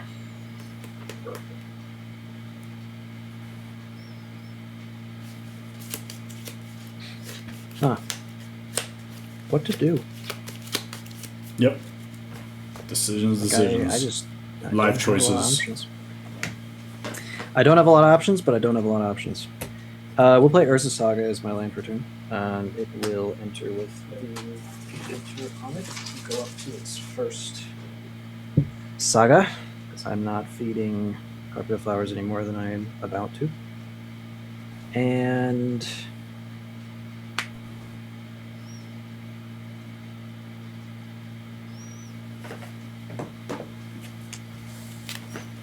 which mana do I actually have to do anything with? Let's go ahead and get out my commander again, shall we? Yep. We'll go ahead and pay the full 4 for Tetsuko to come out again. Mm-hmm. Liliana Dreadhorde General's currently at what loyalty? 2. 2. Okay, so I at least have a little longer before I'm forced to sacrifice my board.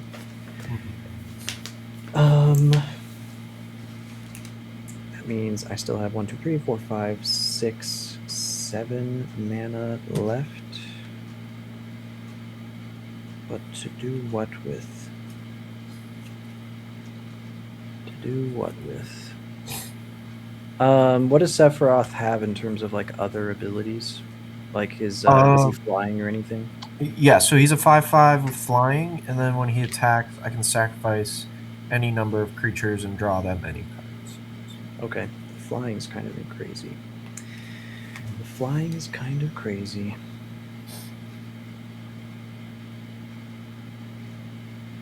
Okay, let's go ahead and equip Lightning Greaves onto the Tetsuko Umezawa, and then I will attempt some more swing outs. We are going to swing Calix towards Eli, and then we'll swing Tetsuko towards Guy. So Calix is 8, right? Yep, Calix is currently an 8-7, a 9-7. Oh, sorry, a 9-8. There we go. I can do that. Yep. I think I'm gonna block with Sephiroth. Okay. I can't And block, then so the emblem triggers, I guess. We do get to ping somebody, I think. Yes. I'll ping Greg. Okay. Cool. Yep. Then the only damage that gets through is Tetsuko, which oh, your Purphoros wasn't a freaking creature anymore. I missed my chance to actually just decimate you. That feels really bad. All right, I will attempt to draw 2 cards. Very cool, but not really.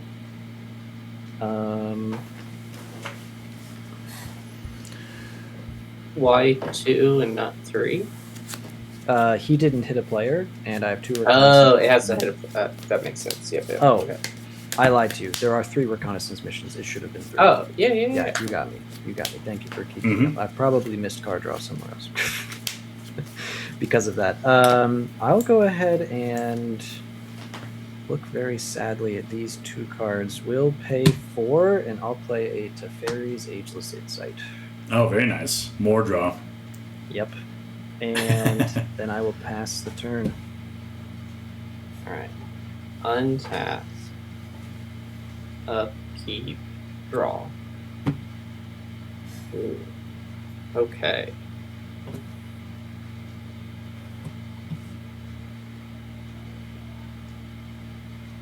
I will play Mountain for turn. For 1 red mana, I am going to cast Ragavan. Noise. So that's 3 damage to everyone. Drop to 5. I'm not dashing it in, so I don't think that will matter.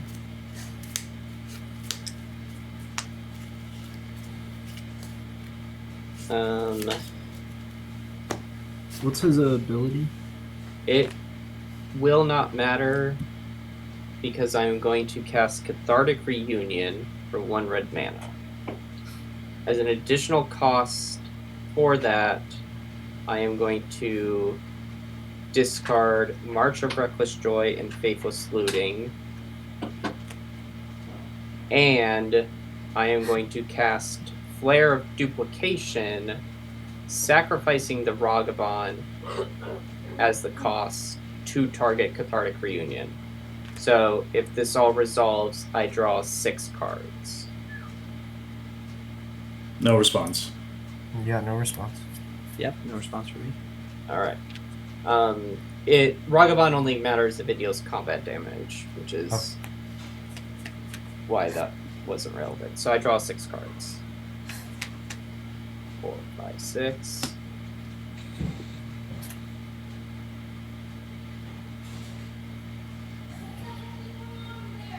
Wow. Oh, okay. I'm going to cast Imperial Recruiter for 2 mana. Yeah.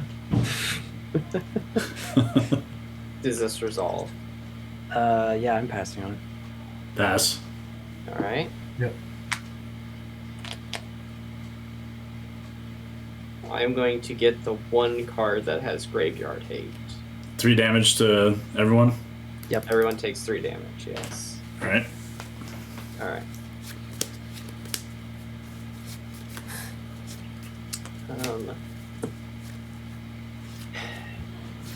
Can I get a count in everyone's graveyard?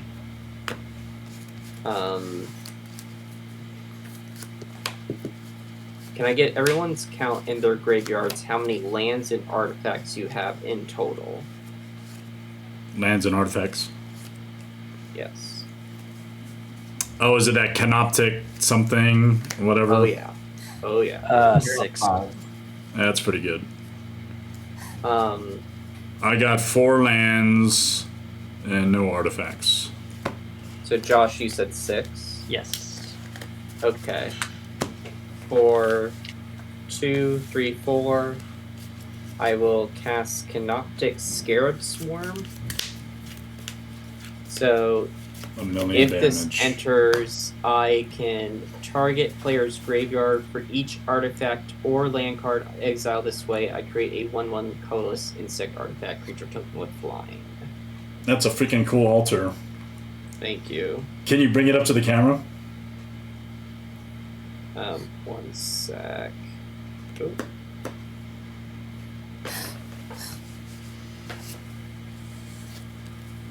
Yes, Josh, you have the most. Yep, I do. So graveyard gets exiled. Hell yeah. Okay. It's a cool altar. So you had 6. Yep. So this entering, that's 7 creatures, 21 damage.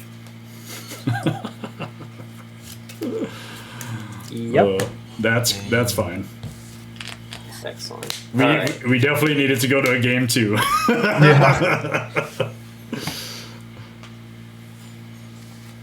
But I appreciate you not cyclonic rifting, Yes, thank you.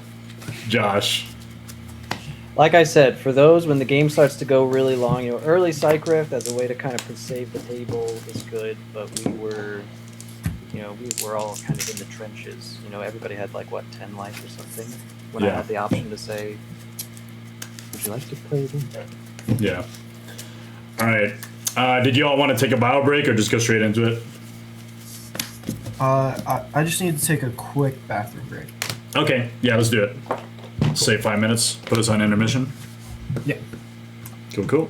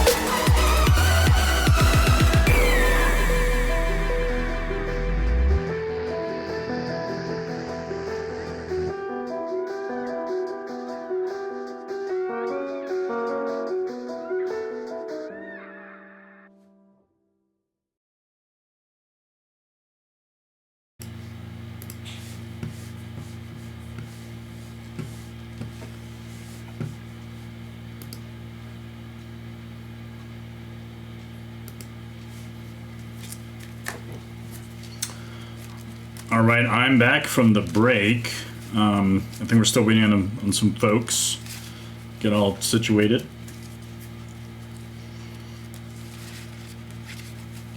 I'm back as well. Awesome.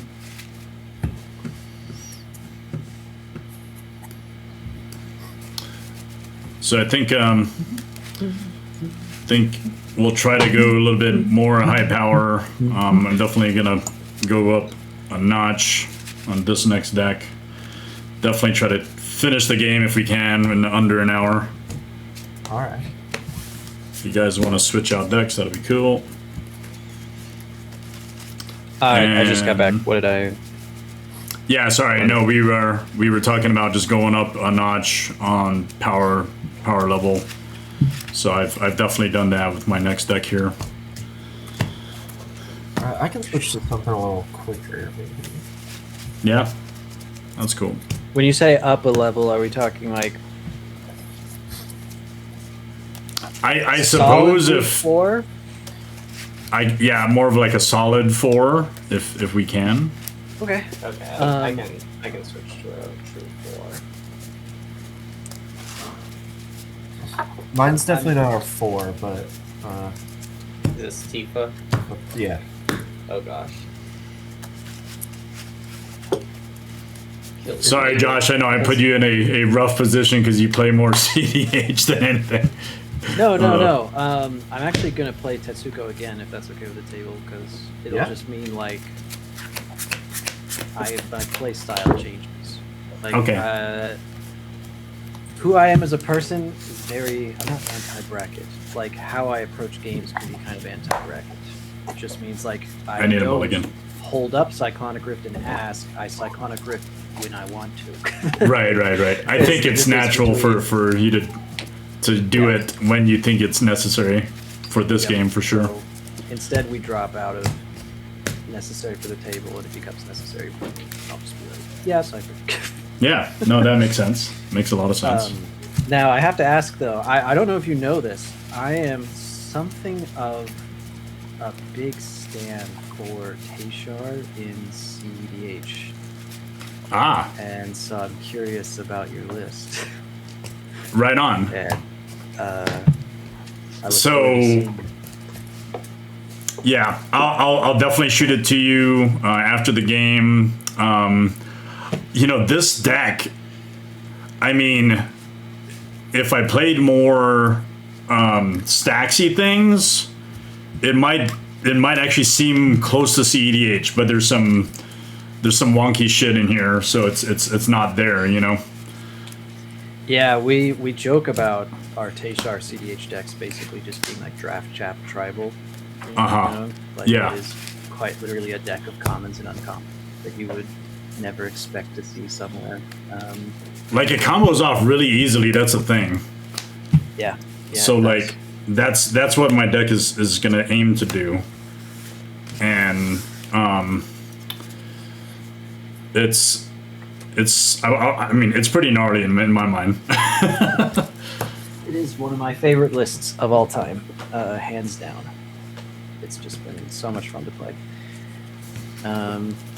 Like we just got a new combo we're really excited about. I don't know if you're familiar with Chrome Dome from Chrome Dome. Teenage Mutant Ninja Turtles.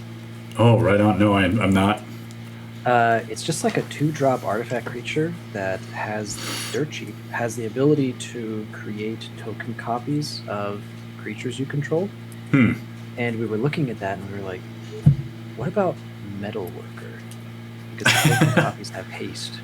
Oh, they will have haste. Okay. Yeah. So we looked at it and we were like, wait a minute. This is That's a sweet. 2-card combo where as long as you have 3 artifacts in hand, you just win the game right then and there. And Teshar can still do Teshar things, but the fact that it's even sans Teshar is amazing. Yeah. We're excited for this game. See, like Metal Workers in this deck, but like, Ooh. it's great, but it in my mind, Metal Worker just would not survive CEDH. It would. Because you're mono white and people will undervalue you until you beat them a couple of times. Yeah, no, let's exchange information on lists and things, and because I've actually kind of tallied, like, I play test my decks a lot just against themselves, and Teshar against my other decks that are lower power, it wins fairly often because you can combo so easily, like by turn 3, or earlier. So it's just, I don't think it holds up well right now with CDH because it doesn't run enough stacks pieces. I don't know if that's the right call for Teshar and CDH though. But I will say for us in our community, we have completely abandoned stacks and just said all in on speed. oh, okay, just all in, just go combo. Speed and silence effects. You think it's necessary. Grand Abolisher and all that jazz. Yeah. Yeah, Grand Abolisher, silence, the whole shebango. Is this turn order? What are we? Yeah, doing? no, we'll do the cool thing with the what is it? The rock paper scissors, if that's okay with everyone. But I think this time it'll be me and Eli, since we had you guys do that last game. Sounds good. So Eli, you get first choice on what card you want to flip over. I'll do the middle one. Okay. We got Paper Tiger, and then I promise I did not memorize what was being shuffled. And I have scissors. So if everyone's good with that, I'll start and then just very quickly announce the deck because we got to finish the game sooner than later. Teshar, really cool. Very combo-y. We just kind of sort of talked about it. Casting historic spells. There's multiple ways to basically keep recurring things from the graveyard and into play. Lots of combo effects, a little bit of stacks, but not a lot of stacks. That's that deck.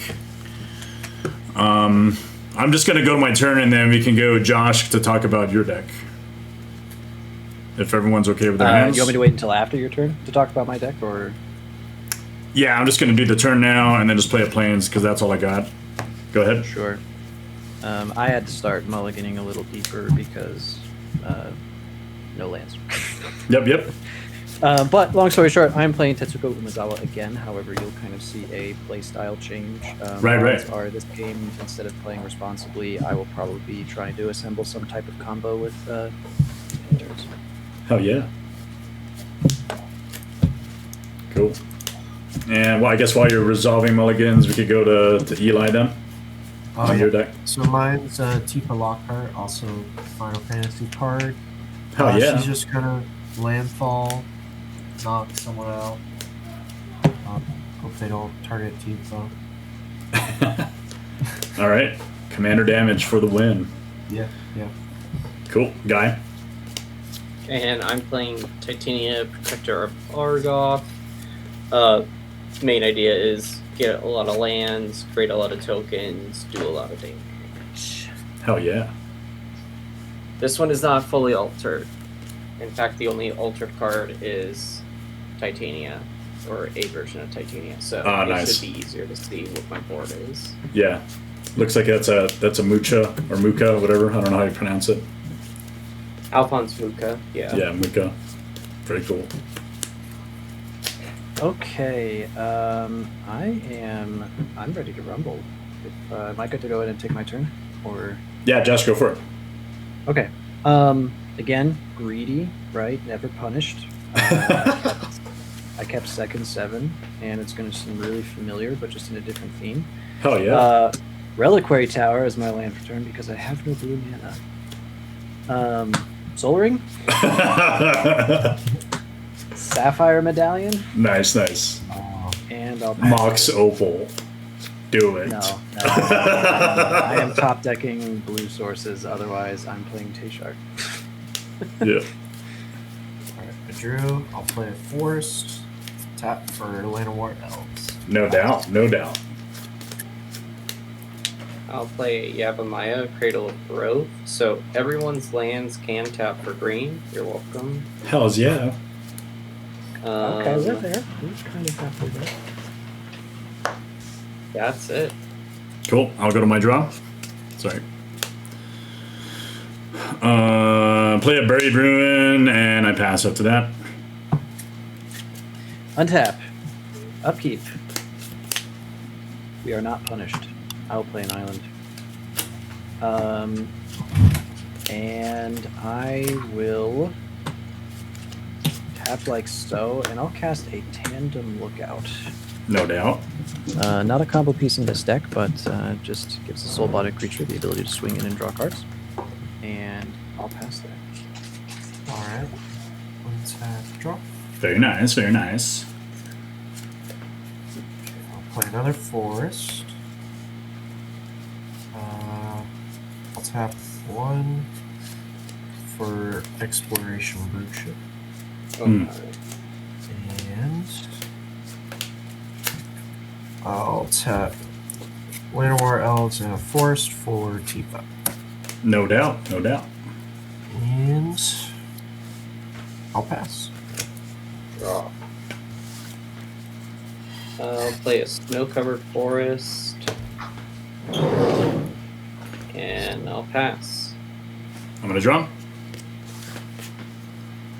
Play Plains, tap 3 for a Filigree Familiar. When it ETBs, I gain 2 life. Yep. Think I'm going to pass the turn after that. All right. I realize I forgot to draw a card on my first turn. Oh, do it. 1, 2, 3, 4, 5, 6, 7, 8, and this is turn 3. Mm-hmm. I don't need to draw that extra card. I'm just letting you guys know that I did that. No, definitely do it. You sure? Yeah, yeah. I'm a silly guy, I guess. And I did not draw my card on my first turn. Okay. We're thinking. Our draw, our card draw. Alright. We're supposed to be solidly 4, so we must deal with the burdens of seeing a Ristic Study get cast this game. Okay. Hell yeah. And Let's do I'll it. pass. I lied to you. We'll swing in somebody for 2. Nobody's in any colors that specifically have issues with this. We'll swing at.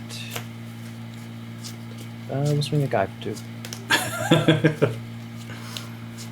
And I'll pass turn. Okay. Ristic Study, yeah. Solidly 4.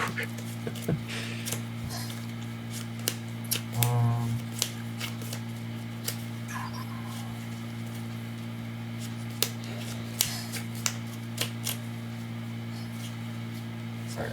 I'll play Myriad Landscape. It Yep. enters tap. So that'll trigger Tifa. She goes to 2. No doubt, no doubt.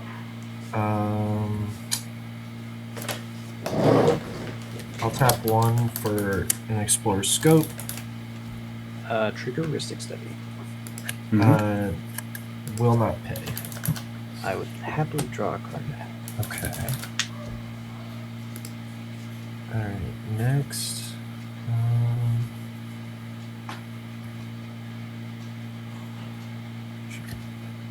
Alright, I'll tap another one to equip that to Tifa.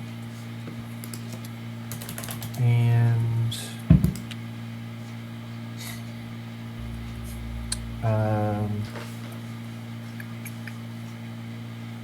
That's a I'm great just gonna card. tap- Explorer I'm going to Scope. tap these 3 to station this to 3 so I can play an extra one. No Which doubt. one? And pass. Alright, draw. I'll play Prismatic Vista, crack 1 to go get a basic.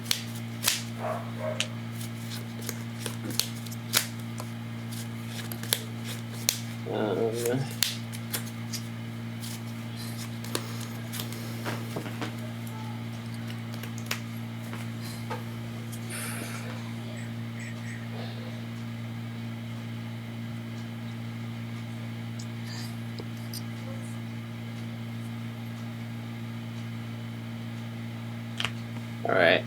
I'm gonna tap 3 for Beast Within.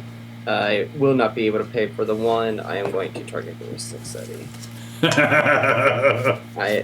cannot let that go. I am fine on that happening. Alright. So you get a 3/3 Beast token. You do get to draw. 3/3 Beast. Huh? I did draw. A 3/3 Beast. 3/3 Beast. Beastie. Does it have a color? I think it's. Let me double check. I have the Phyrexian one, so we can't read that. I think it's a green beast. It probably is. It is a green beast. Yeah. We'll make a Venusaur. Oh yeah. That's a good one.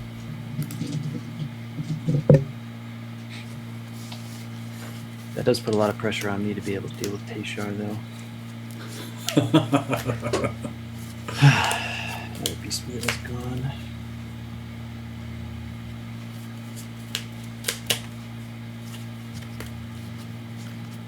Is that all you got? Sorry if I missed the you saying pass. Oh yeah, I'm done. And I am going to Soul Bond the 3/3 to my 2/1. No doubt. Yep. I got my draw. High market. Yep. 4 mana for a very cool card called Academy Rector.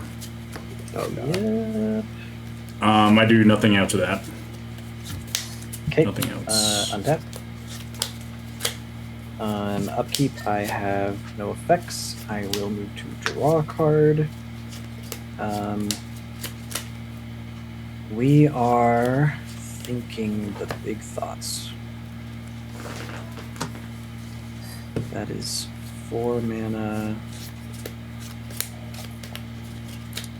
And what are the odds that we just lose to Teshar in the next turn, Greg? Let's see. Next turn, probably not. I won't lie. Next turn, probably not. What an odd thing to say. Oh, man. Next turn, probably not. Let's do Land for Turn. Is going to be this island. Yep. And I'll try to keep things looking kind of nice there. Means my commander only costs 1. I'm going to draw a couple more cards. Exiled. 5 mana. Again, just kind of praying Teshar doesn't win in the next rotation. Doesn't seem like the smart way to put this out. So. I'm going to go ahead and cast a Fire Shrieker, which is an equipment that would give the equipped creature double strike. Mm-hmm. I am then going to swing in on... I believe that there's no blockers available for both Eli and Guy, right? Yes. I have no blockers. So Same. I will send the 3/3 at Guy, and I'll send the 2/1 at Eli. Cool. Makes sense. Both of them have triggers to each draw a card, and so I will draw 2 cards as a result of that happening. Mm-hmm. And unfortunately, that didn't quite give me what I wanted to see, so I will pass the turn there. Alright. Tap. Keep draw. Alright. I'll play a Forced. And Tifa will go to 2. As my second land, I'll play a Terramorphic Expanse. So she'll go to 4. I'm gonna get a dice to track this. Hell yeah. 4 power. I'm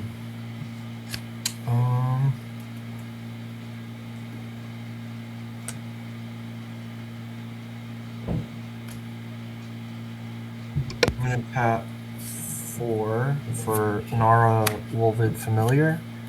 It's a 4/4 as long as it's your turn. Commanders you control have Indestructible. No doubt.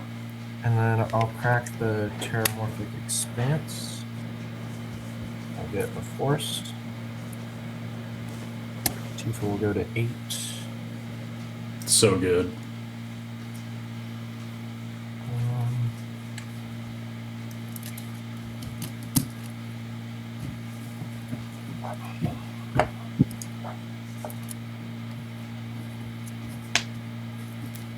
Guy, I feel like this is almost like last game where you get, hit for like 3 turns.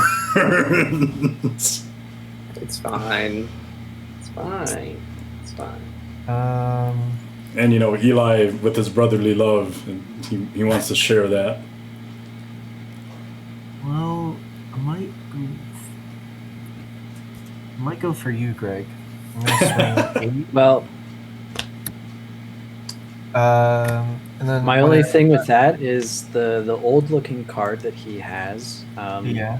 When it dies, he gets to exile it and then search his library for any enchantment and put it into play for free.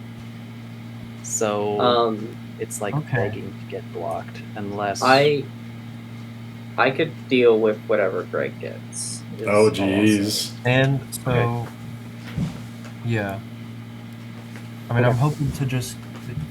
You guys are making him seem scary, so I'm hoping to just deal with them quickly.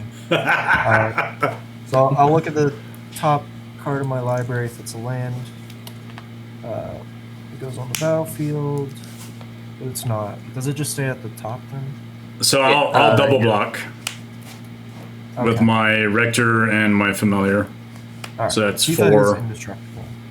Yeah, that's fine. Okay. So I'm gonna take, what is it, 4? It's 8. Yes. Right? So 4 commander damage. All right. That's gonna be. And so I'm gonna. Let's see. So I think this one triggers Filigree Familiar, so I'm gonna draw a card. And then I'll let the Academy Rector thing trigger. And I would probably go for this one enchantment, but maybe it's not a great idea. Because it doesn't quite give me the thing that I would prefer to see. I just need something to prevent me from dying sooner. So 1, 2. I'm just gonna see what's going on here.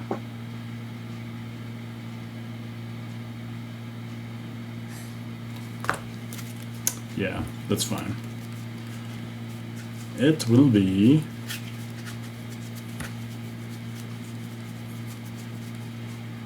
Yeah, Tifa's doing some really bad things. So we are going to. Where'd it go? God dang.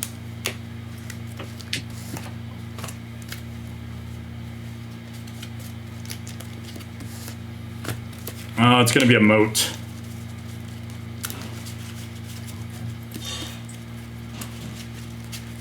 Ooh. Non-flying creatures cannot attack. And that just goes on the battlefield? Yeah, it goes directly to the battlefield.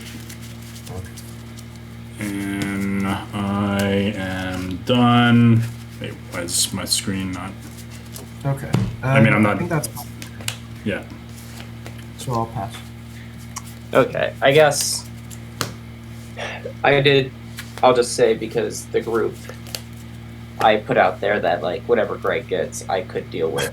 How does the group feel okay with moat? I don't think they would feel okay with it. I mean, I don't, but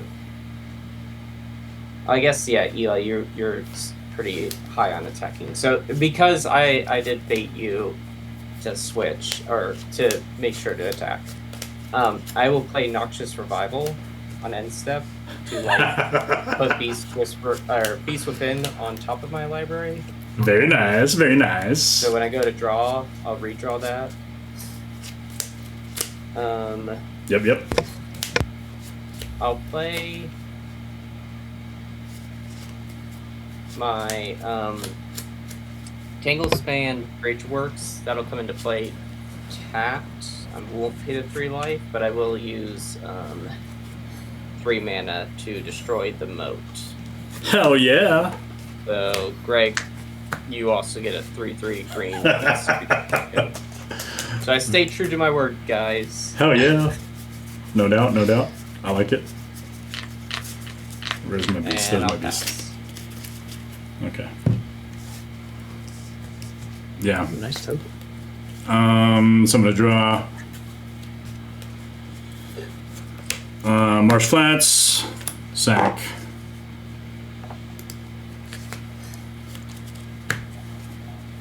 Yeah, so mode was actually the safe option because this other thing probably would have won me the game. Yeah, I was gonna ask actually if it's like reconnaissance or something. What I was probably gonna go for was Martyr's Cause, Yeah, that. Yep. sack a creature and all that, and then it's just a great sack engine for an enchantment. Yep. 4 mana. We'll play Teshar. Yep. We're going to play a Mox Opal. And I'll Yep. trigger, I get my Filigree Familiar. I gain 2 life. Yep. Let's see, 1, 2. Sack Filigree Familiar. Draw a card. And I gain a life. Lion's Eye Diamond.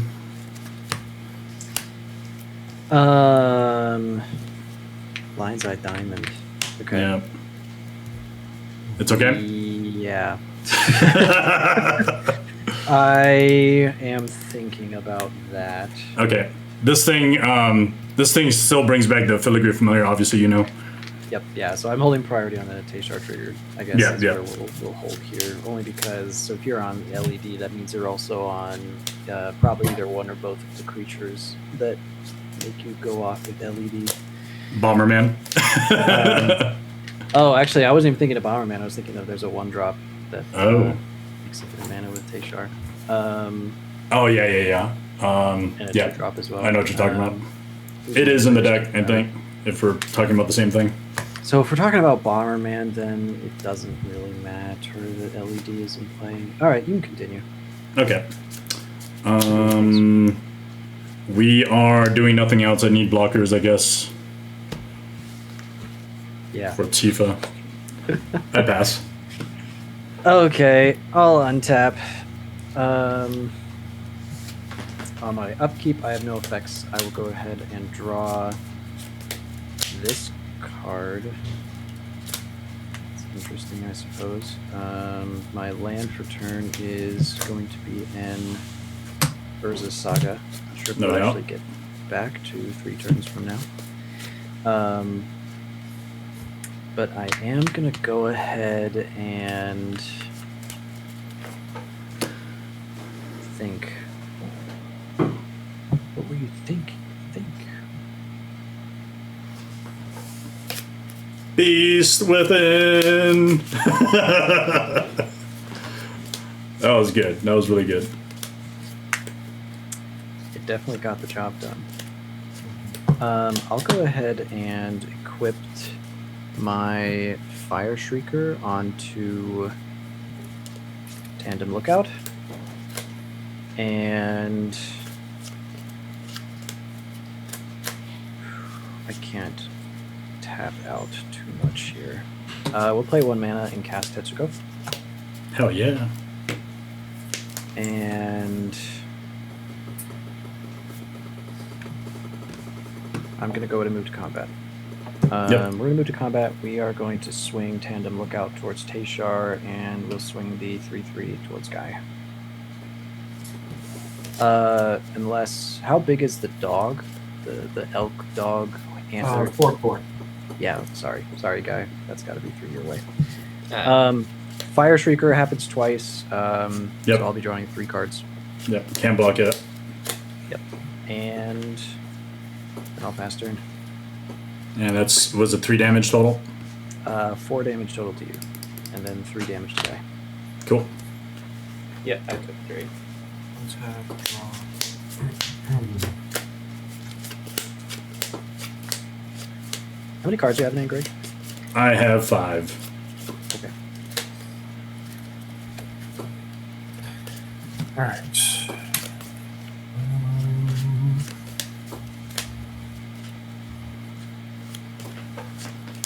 I'm gonna attack 2. Explore. Hell yeah. Another land.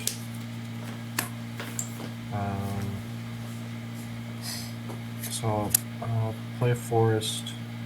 People will go to 2. Mm-hmm.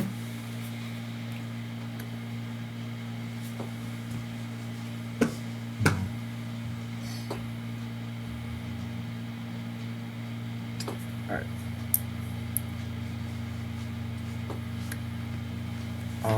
We'll tap another 4 for Drum Hunter. Drum Hunter.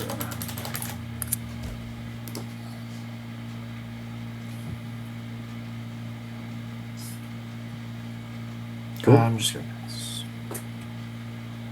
Oh, okay. Oh, actually, I'm gonna tap these 2 to station Exploration Broodship. So it's a creature now.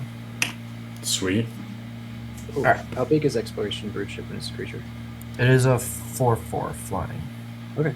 And it has once during each of your turns you may cast a permanent spell from your graveyard by sacrificing a land in addition to paying its other costs. Mm-hmm. Alright. Alright. I tap up keep draw. I forget what the name of that white creature, Josh, but it's the one where it sacks itself, brings back an enchantment or artifact or whatever from your graveyard to your hand. Is that the one? Yep, that's the one. Yeah. There's That infinite, There's one that got infinite white or infinite whatever. I mean, infinite white, obviously. Yeah, which with your board state you could then just replace. Yeah, you would start doing it with your dog instead if you agree familiar. It's good. So there's a few other enchantments that are kind of cool in the deck. Martyr's Bond, Martyr's Cause, obviously the sack outlet. There's also this card called Enduring Renewal. Yep. I don't know are you familiar with that one? Yep. Yeah. That's a bomb for sure. Because like your ornithopters and all that just get, you just sag them, just keep playing it, whatever. It's so good. Sorry. I played a land, tapped for 5, got my commander. Yep. Commander brings back Prismatic Vista. I take a 1 to go and get another basic. That's going to be my turn. Gotcha. Not doing anything too scary, so I don't think anyone has responses. So pass. I'm going to draw. Yep, draw.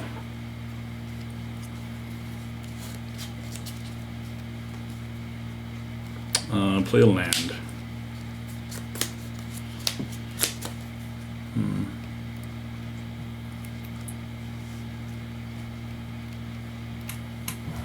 Tap this for a because I white. sacrificed a land, I get a elemental token. That was the other important key thing. I'm going to tap that for a white. I'm going to go sack the familiar to draw a card. Gain a life. Let's do that. Oh, not quite. Not quite what I wanted. 1, 2.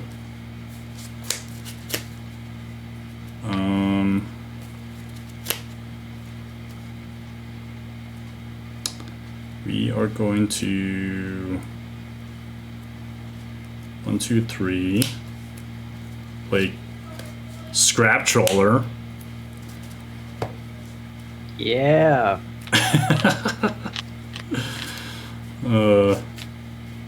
And that triggers Teshar coming in. I gain 2 Yep. life. Yep.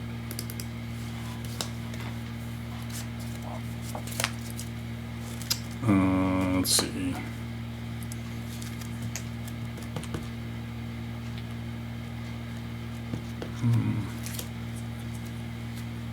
Just looking for a sack outlet.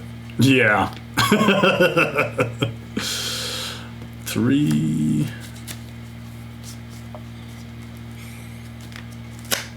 It's got to go like this, I think. 3 for a Bantu's Monument. Oh man, Bantu's Monument. Yeah. Seems alright. Let me hold priority on that one. Yep. Do your thing. Because it's basically an outlet. If you happen to get your hands on a sack outlet that didn't allow you to win the game, but if you do get your hands on a sack outlet, you're already there because Filigree Familiar is going to draw you your deck. So you kind of already have an outlet in play. Is this even worth interacting with? That is a tough call to make. Is this worth interacting with? Is this worth interacting with? Is this worth interacting with? I'm trying to think what other... Because if you draw any of the artifact... again, if you draw any artifact outlet, you automatically have it because of Filigree Familiar. If you draw any just creature outlet only, you automatically have it because you have LED plus Filigree Familiar. So and you have the Retriever out already. So because you already have the entire combo minus sack outlet already there, I don't know if there's a point in... I mean, we could eventually get rid of the scrap trawler and put you behind a little bit. Yeah, I don't think this will have much use against anybody else. I'm going to go ahead and pay a blue, and I'll show you a Spell Pierce. All right. That just says counter target non-creature spell unless you pay 2. Unless I pay 2. Yeah. So you could crack LED for it. I think I'll crack LED. Okay. And discard this hand. Yeah, okay. Sounds good. Bantu's Monument resolves then. Yep. Did you discard any creatures of note? Core Skyfisher and Selfless Spirit. Yeah, okay. And then there's a Dusk and Dawn, just in case anyone cares about that. Core Skyfisher, huh? Yep. Very cool. All right. I got nothing else. Okay. I will untap.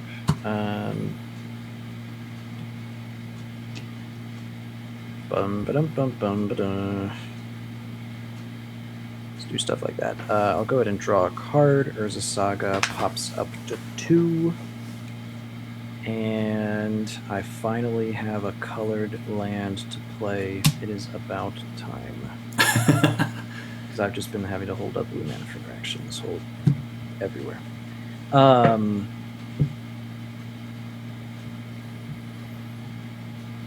Let's see.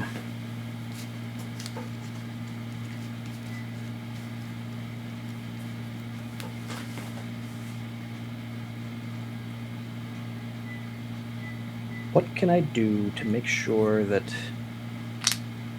Anybody got a board wipe in their deck? Or how about graveyard removal? Board wipe or graveyard removal is actually something I'm going to ask about, either from Eli or Guy. One of you two. I don't think so. I mean, in the deck, there are cards. I'd be asking for... Alright, I'll show you the spice that I have cooking. So I have a card called Knowledge Exploitation. Oh, very nice. Which, if I hit somebody with a rogue, I can search their library for an instant or sorcery and cast it for free. And I would only ever... Like, I'm playing against... You guys are both mono green decks, so I'd be looking for something like Artifact Exile to get rid of Filigree Familiar. Would kind of be where we're at right now. It's either Artifact or Creature Exile, actually, to kind of bonk Filigree Familiar. Or Graveyard Haven, I guess, is the other one. Because that's instant or sorcery, right? Yeah. So while you're thinking about that, I will proceed to just, I'll take some other game actions. Can I... It needs to be an instant or sorcery. Yeah, it would be an instant or sorcery. Is there a world where...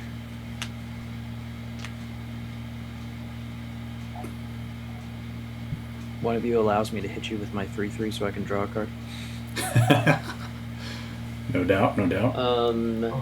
I wouldn't block anyways. I appreciate that.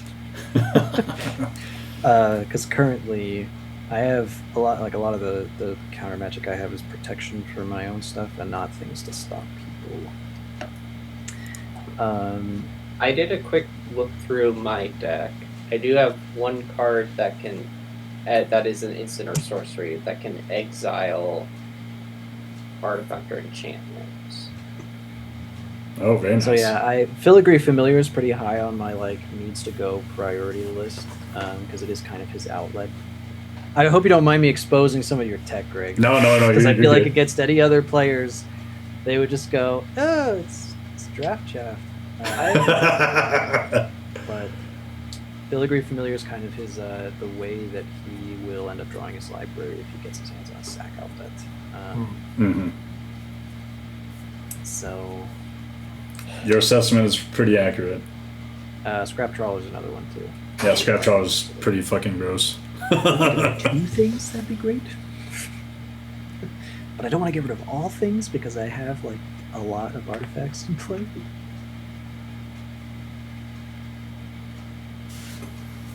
Anyway, something to think about. Doesn't have to happen right now. Greg is top decking. We don't have to lose our minds over it at the exact moment. I will go ahead and move to combat. I will throw the 3/3 towards. I'll throw the 3/3 towards Eli, and then I will throw the 2/1 and the 1/3 towards Greg. Yep, no blocks. I'll just take it. So that's 3 total damage. Yep. You're taking a total of 5 damage. Okay. Because the 2/1 has double strike. Yep. And then I will go ahead and draw my 3 cards from that hitting. What is this card?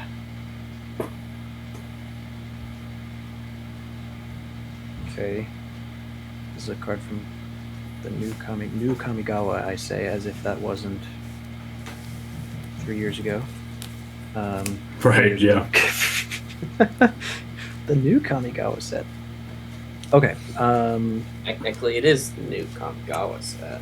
That's true. Haven't been back.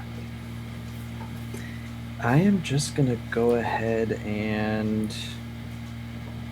Do I have anything that is worthwhile doing?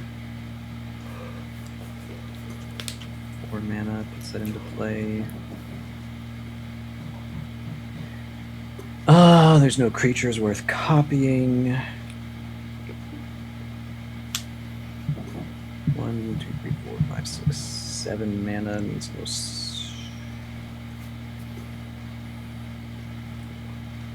This deck doesn't have Enlightened Tutor in it. I mean, it probably should, but it already does a pretty good job of getting cards in hand. That's true. I'll go ahead and cast a Merchant Scroll. Oh yeah. Which we saw from last game. That'll let me get a blue instant. Which is just going to be Nexus of Fate. Because it has to make an appearance every game, even if it just sits there and gets wheeled away later. No doubt, no doubt. And then, unfortunately, an exact cost of that. We have the Knowledge Exploitation, but we didn't decide that was needed, so I don't have to hold up the 4 mana. I am just gonna pass the turn after I get that. Alright. Tap.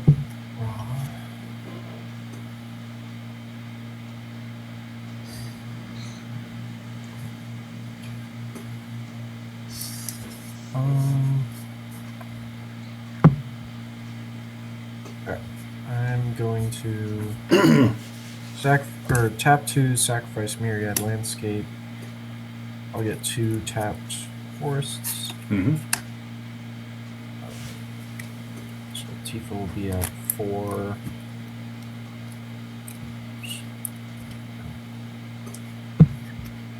And then I'm going to tap another 2 for Rampant Growth.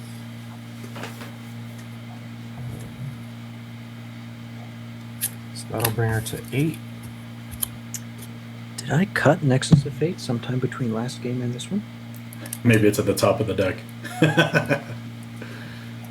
Okay, there that is.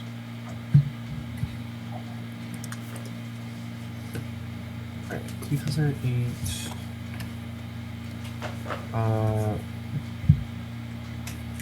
I'll just swing at Greg. Hell yeah. Top of my library is not a land. So I that's will just warn you 8. that if we swing at Greg, we give him free cards. I wish to block with Familiar. Uh-huh. And yeah, just Familiar is okay. And then I'll bring back Lion's Eye Diamond because of Scrap Troller, get that trigger, and then I draw a card.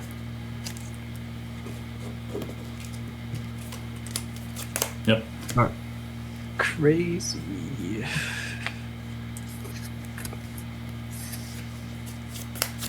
That's 6 trample damage. Cool. 6. And let me annotate that. So it's 10 total Tifa right now. Alright. Just Half. shuffle my deck in upside down.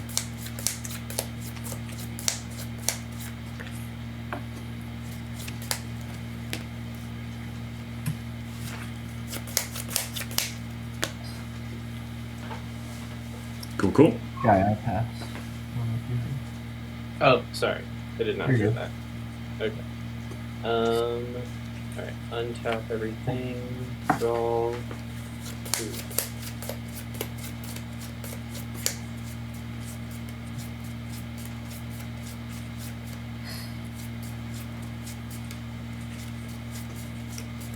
Oh, I draw a card because I'm drawing Hunter. That's fine.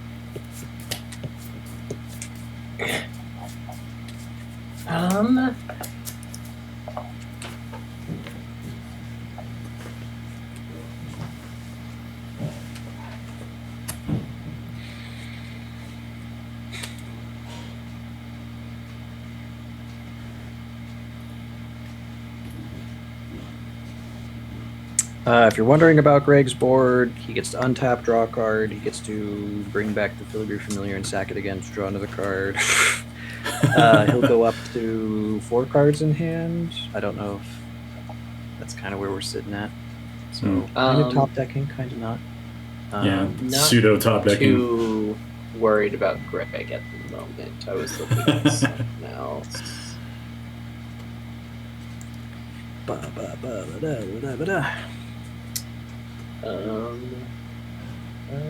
think Do that's that, I guess. Let's move. Circle this time around. And Nexus of Fate in hand.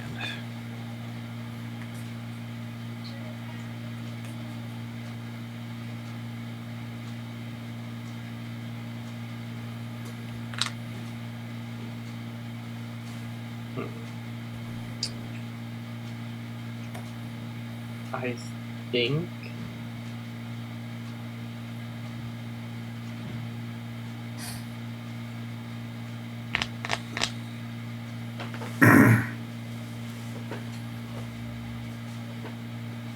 for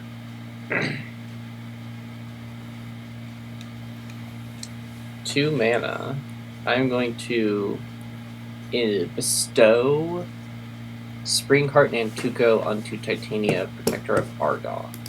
Combo piece. I haven't seen this card in a while since Nadu.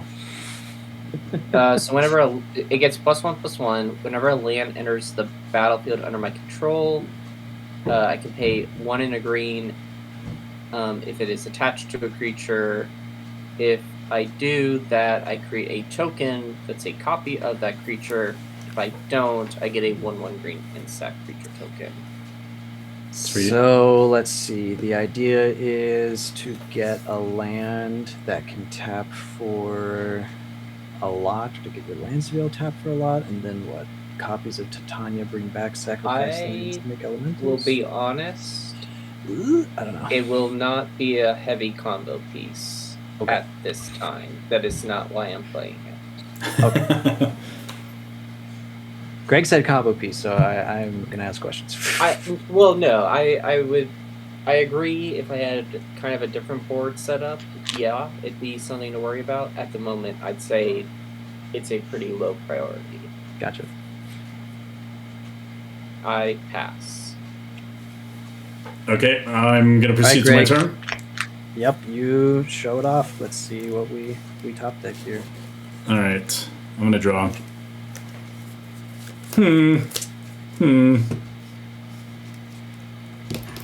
Very interesting. Very interesting. Let's go 1 and a white for an Aethersworn Canonist. What does this do again? Is this the tap? So players can play. Each player who has played a non-artifact spell this turn can play additional non-artifact spells. Each player who has played a non-artifact spell this turn can't play additional. So you can only play one non-artifact spell a turn. Yeah. Right. I'm gonna trigger Teshar. Bring back the Filigree Familiar. Hold on. With that trigger on this. Okay, so you cast that. Yep, and there's a trigger for Teshar to bring back a dude. To be the most helpful, I will flash in Endurance by exiling Ecological Appreciation from my hand. And Greg, I'm targeting you to shuffle your graveyard and put it at the bottom of your library. Very nice. Very nice. Oh, also everyone loses a life to Bantu's Monument. And then I gain a life. So that is before also... Well, actually, I've knocked out another spell. Or not an artifact spell. Okay, cool.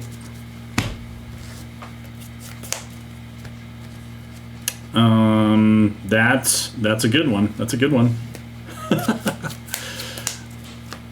You said graveyard. Josh said graveyard hated, and I'm like, yes, it is in my hand. I am just waiting for a good time. Yep, that does help us, and it's a rule of law. So damn it! I tapped Buried Ruin. I should not have tapped Buried Ruin. Okay, that was a good one. I won't lie, that was a very good one. We will. We'll do nothing. Yep. Okay. Yeah, we're gonna pass the turn. Alrighty. I'm gonna untap. Aethersworn Canonist is great. We are. Man, am I really about to just like make the? Actually, what was tapped? It was just these.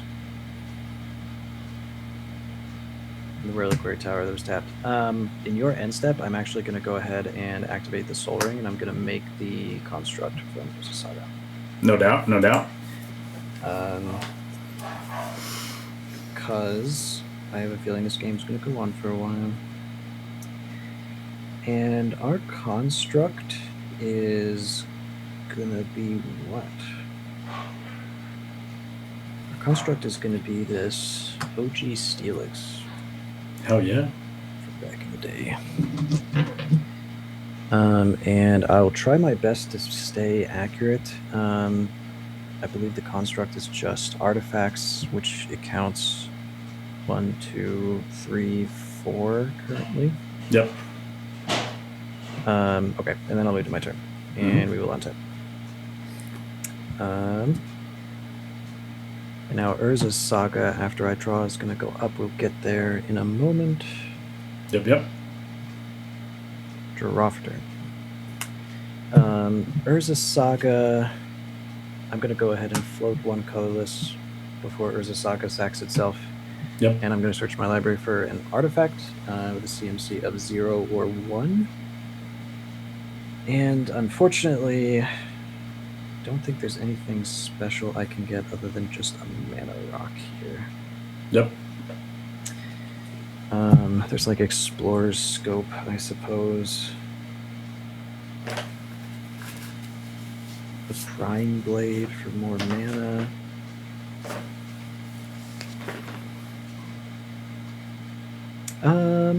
Yeah, actually, I think we'll get the Prying Blade instead. So we'll go ahead and grab Prying Blade. I will do a quick shuffle, and then we'll see what my one spell for turn is going to be. Hooray. Oh man, I'm sorry I read that incorrectly. It's the bottom of the library. I shuffled. Fuck. I am sorry about that. I didn't even read all the way through Endurance. What'd you do? No, I shuffled instead of put the cards in the bottom of the library. Yeah, it is one of those, like, quirky, because it's like you shuffle the graveyard, and then that gets put on the bottom. I mean... I can find those cards if you guys care about it. I'm fine. I'm fine, too. It's out of the graveyard, which is kind of the important part, so... Yeah, Yeah. My bad on all that. I thought it was shuffle. Okay, let's go ahead and... Now, if I top deck a Filigree Familiar, I'll just put it on the bottom. Sure. That's fair. I'll play a land for turn, which will be an island. And then I'm going to play... Well, first things first, we are going to equip the Prying Blade onto the Tandem Lookout. I should probably actually have the Tandem Lookout as the topmost thing on this pile. So Prying Blade on the Tandem Lookout, and then what?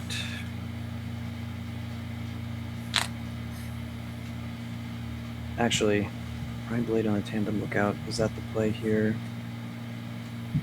I have 1 mana floating, so I 100% should use, I'll end up using that instead of the Soul Ring. 1, 2, 3, 4, 5, 6, 7.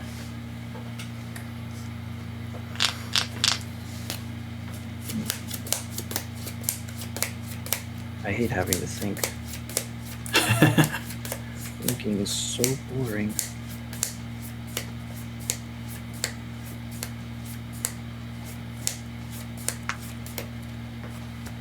Okay, we'll just play some more creatures, I guess, since I can't particularly do anything else. Let's go ahead and play same thing.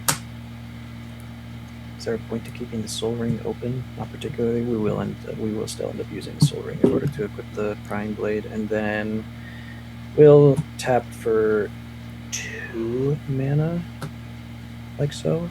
Oh, never mind. I am keeping the Soul Ring open. I am tapping the Reliquary Tower, and I'm tapping these two, using the 1 mana floating to equip the Prying Blade, and then 2 colors. Sorry, I'm going to cast the Cephalid Constable from last game. Yep. This is the one that when it swings in and hits people, I get to bounce permanents that they control. Yep. So that's Doesn't have haste or one anything. non-artifact spell so far. Yeah, that is my 1 non-artifact spell so far. We are then going to go ahead and move to combat. Good. Don't really expect anybody to let me swing in anymore because we've kind of answered the board state as is. So instead, I will just swing the singular Tandem Lookout towards Greg. Yep, no blocks. And the 4/4 towards Greg, the Construct, which is actually right now on. 5. Now that I tried to keep that up, we'll also swing Umezawa your way as well. I think it's pertinent to just take all of it. How much? 5, 6, 11, 12. Okay, yeah, I'll take all of it. And then I've got a couple triggers. The first one is to make 2 treasure tokens and then to draw 2 cards because the creature has double strike. So we'll draw 2, look at these lands, and then I will try to make a treasure. What did I do with the treasure token? Treasure token's gonna be Togepi. Oh yeah. It's pretty close. And then I'll pass turn. All right. Sorry, Eli, you've been waiting a hot minute. No, it's okay. Draw. And my construct is up to 7 because of the treasure tokens. No doubt. All right. I'm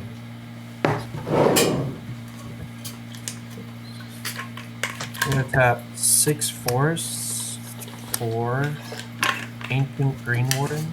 Hell yeah. So I can play lands from my graveyard, and if a land entering the battlefield causes a triggered ability of a permanent you control to trigger, that ability triggers an additional time. No doubt. No doubt. So I'm gonna twice. no, I'm gonna play Terramorphic and Myriad Landscape. No doubt. There it is. So Get I'll some. roll 4 times. Holy moly. Who dies? So, Is the question of the hour. So that brings her to 16, and then I'll sacrifice Terramorphic. And get 1 forest. So that'll And bring that's her to 64. 30. Oh yeah, 64. Yep. All right, who's dying? We rolling the dice? So you already hit me for 10. Yeah. I don't know. Greg seemed like an issue. Josh has a lot of life.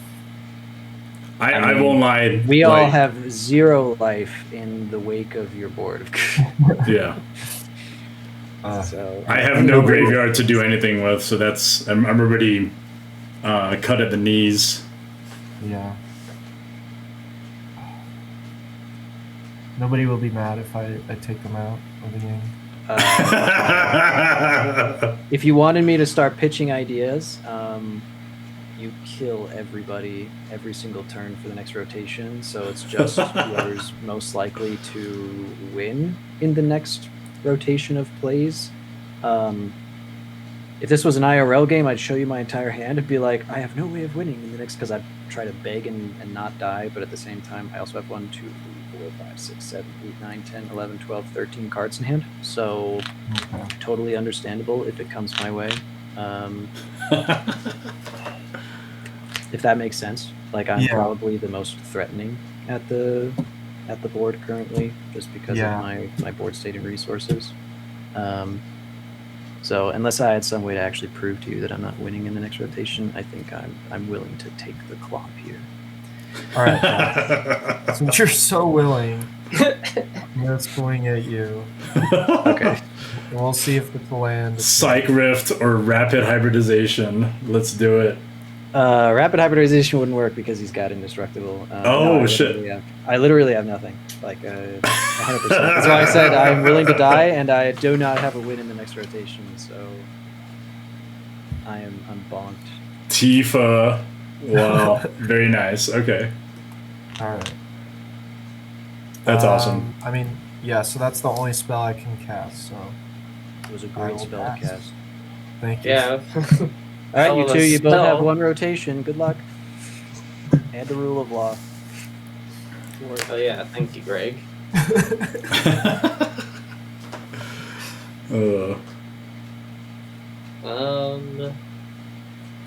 see. I'll play Boseiju, who endures. I'll create an insect. Hey, you could have destroyed that. But you just went cast. Yeah, I thought about that for a moment. Or is it non-creature? I only have two cards in hand, so like I'm not too. Yeah. I gotcha. Oh, I forgot to draw a card. I'm going to. Oh, I probably could have sequenced this better. No, I live and learn, and it's not going to be a deal breaker. Okay. Top 3, I'll play Tribute to the World Tree. So whenever a creature enters the battlefield under your control, draw a card if its power is 3 or greater. Otherwise, put 2+1/+1 counters on it. Okay. Very nice, very nice. Yep. So that's me.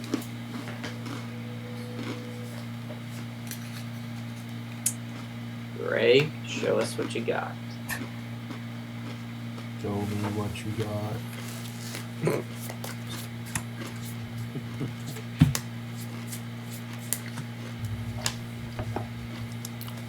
What's happening? Your turn. I pass. Oh. Yeah, I'm done. Gotcha.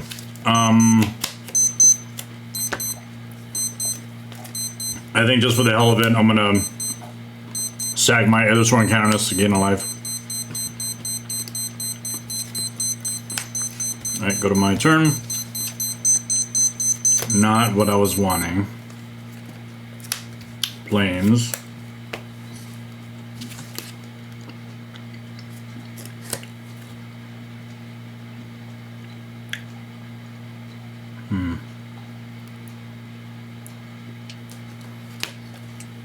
Lion's Eye Diamond. Bring back Canonist.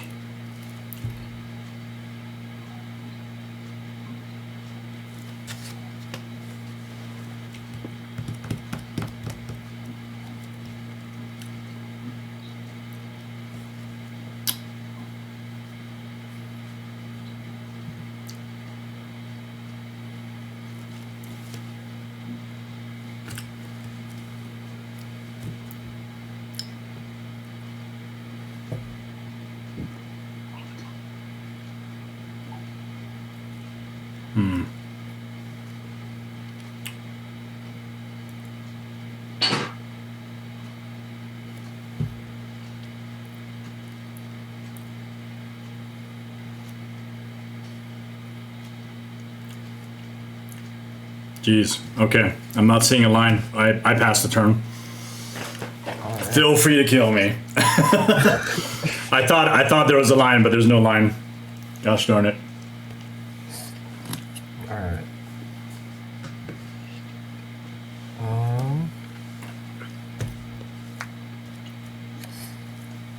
Yeah, so basically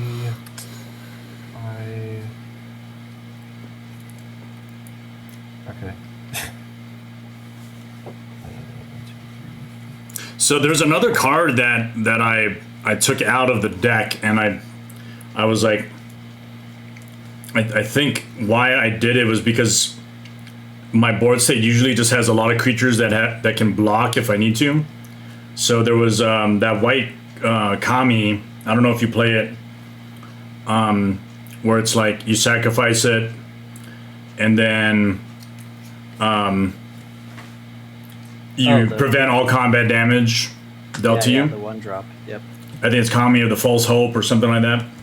Yeah. But I found like that was sort of, I don't know. I mean, I could probably put it back in again, but I was already running moats, and I had like most of the time people aren't like trying to attack me because I just have blockers if I needed it, you know. Yep. Which I could just it's usually recur pretty later. Easy to say like I'm Teshar. There's no reason to swing at me. Like hit the sacrifice, reanimate combo, life total deck, right? Yeah. Okay. I'm gonna tap 5 for Summon Titan. Hell yeah. So I'm gonna mill 5 cards. 3,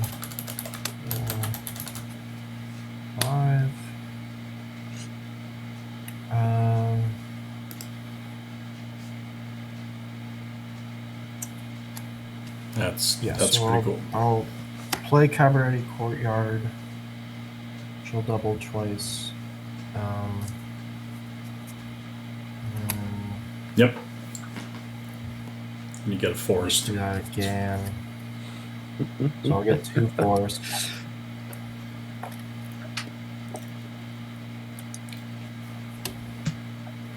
So she'll double another 4 times. Mm-hmm. Pretty awesome. Awesome sauce. 64 now again. Yeah, 64. Yeah. Alrighty. Did you play Cabaret twice? Yeah, because I have Exploration Broodship. Right.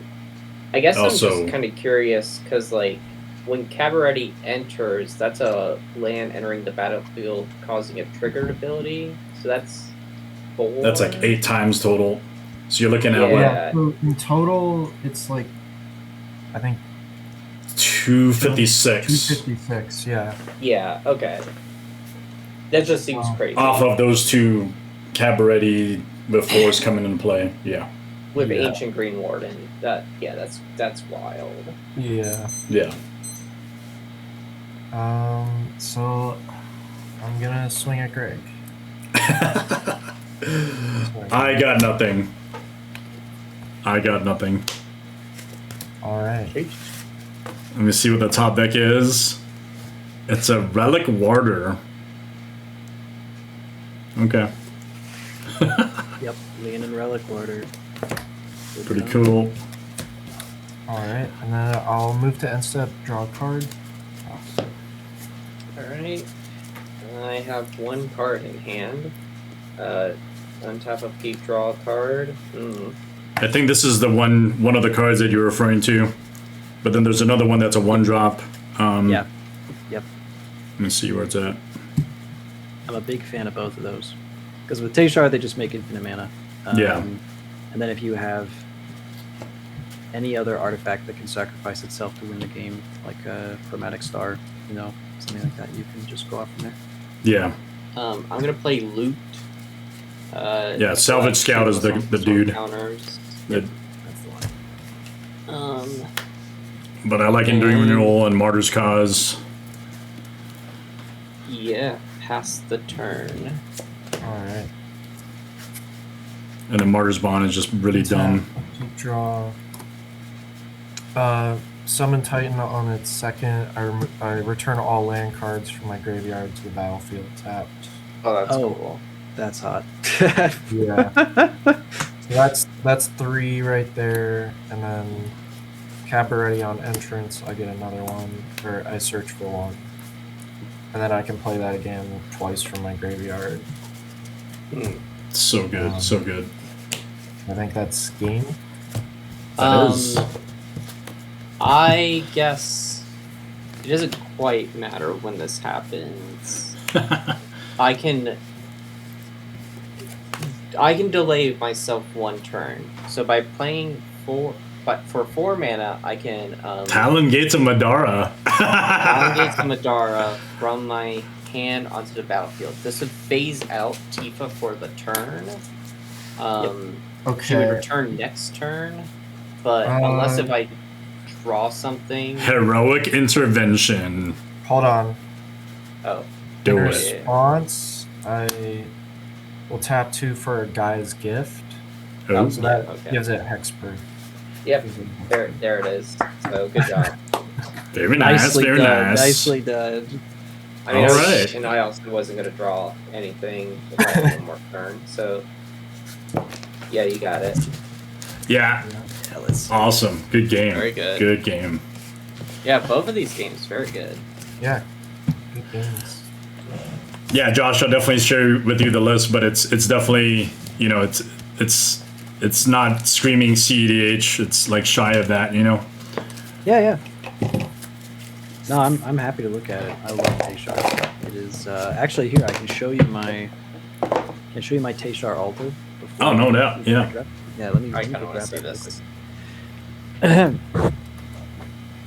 So then I'll probably have to head out. Yeah. We'll do closeout momentarily, and then we'll definitely. I mean, think Guy, you're playing again, right? Next week. Yeah. Teshar is one of those pride and joy lists where I'm trying to make it fancy while also keeping it tournament legal, because that matters. Yeah. Sometimes tournaments have some amount of allowance to altars in the command zone, as long as I carry the real one with me. Yep. So Embellish. there is a just big show. Okay. So there's an altarist in Belgium. His name is, I believe it's pronounced Micah Altars. It might also be Mika or Micha. Oh yeah, no, I know him. Yeah. He's cool. His art style is this kind of like dark gothic style. So I told him I wanted something that was kind of inspired by the Dark Crystal. Jim Henson's The Dark Crystal. Familiar with the old film? And that is the Teshar that I got out of it. That's awesome. That is awesome. And he put Arkham's Astrolabe on the card from when we were still playing it, reanimating a Glint Hawk, which was a combo piece back in the day, and then a different bauble whose name is escaping me. But That's pretty cool. I tell everybody should own a Micah altar. That is, Yeah. Yeah, I'm familiar with his style. It's really cool. Very very goth, very dark, very but it's super original too, which is something I really appreciate with the altar artists. Yep. Yeah. Love his work. So we'll just go around the horn. We are definitely coming up on the bottom of the hour, where it's appropriate to cut off, because I have the next pod right after this. Yeah. I think we'll start with you, Josh, and then go clockwise from there. Anything you want to put out, any social media stuff, or whatever you want to let the audience know. Sure. Like I said in the beginning, if you enjoy consuming CDH content, we've been on a little bit of a hiatus as we're kind of reworking the team and also the vision for what CDH players need on YouTube. But you can look us up and watch all of our gameplay and educational content. We are Split Second CDH on YouTube and just about every other social media platform. If you like short form content, you're on TikTok or Instagram, it's there. If you like random posts of me vaguely insinuating that CDH players are bad, then you can go to X and Blue Sky. But yeah, that is me. Big fan of CDH and really tight Commander gameplay. Oh yeah, awesome. Thanks, Josh, for coming by. It's always a pleasure. And long time no see for sure. It's I think 3.5 almost years. Hope to have you on more often. Are you going to Vegas, Greg? No, just things just didn't quite line up. And as far as that's concerned, I just need a little bit more time to plan. All right, no worries. Yep, cool. We'll go to Eli and then Guy. Anything you want to put out? Not really. I'm not really a content creator, so but it was great playing with you guys. Thanks for having me on. Yeah, I appreciate it a lot. Awesome. Very cool. All right, Guy. Close it out.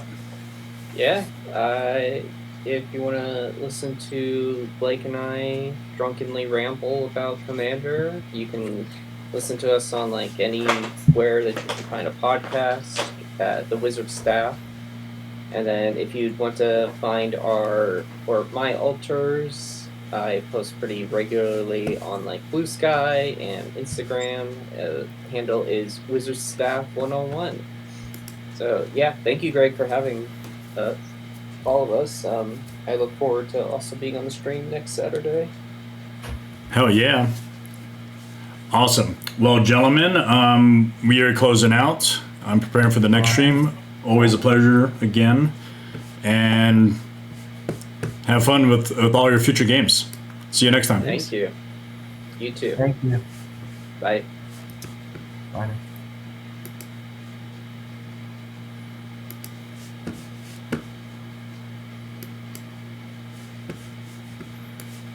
All right. So that was really cool of the folks that came to play.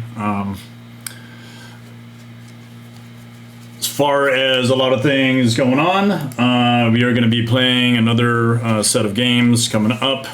But I did want to do a shameless plug again for Sublime TG Altars. We do have an auction currently going up, or it's already up for this altar that was done by my wife. So Born Upon a Wind with Kiki's Delivery Service. It is on eBay currently, and it'll end tomorrow about, I think, around this same time. So go check that out. Kiki's Delivery Service, Born Upon a Wind, CDH card. If you like the stuff that we do, check that out. And then feel free to bid. With that, I think we're good to go. Thanks everyone for joining again.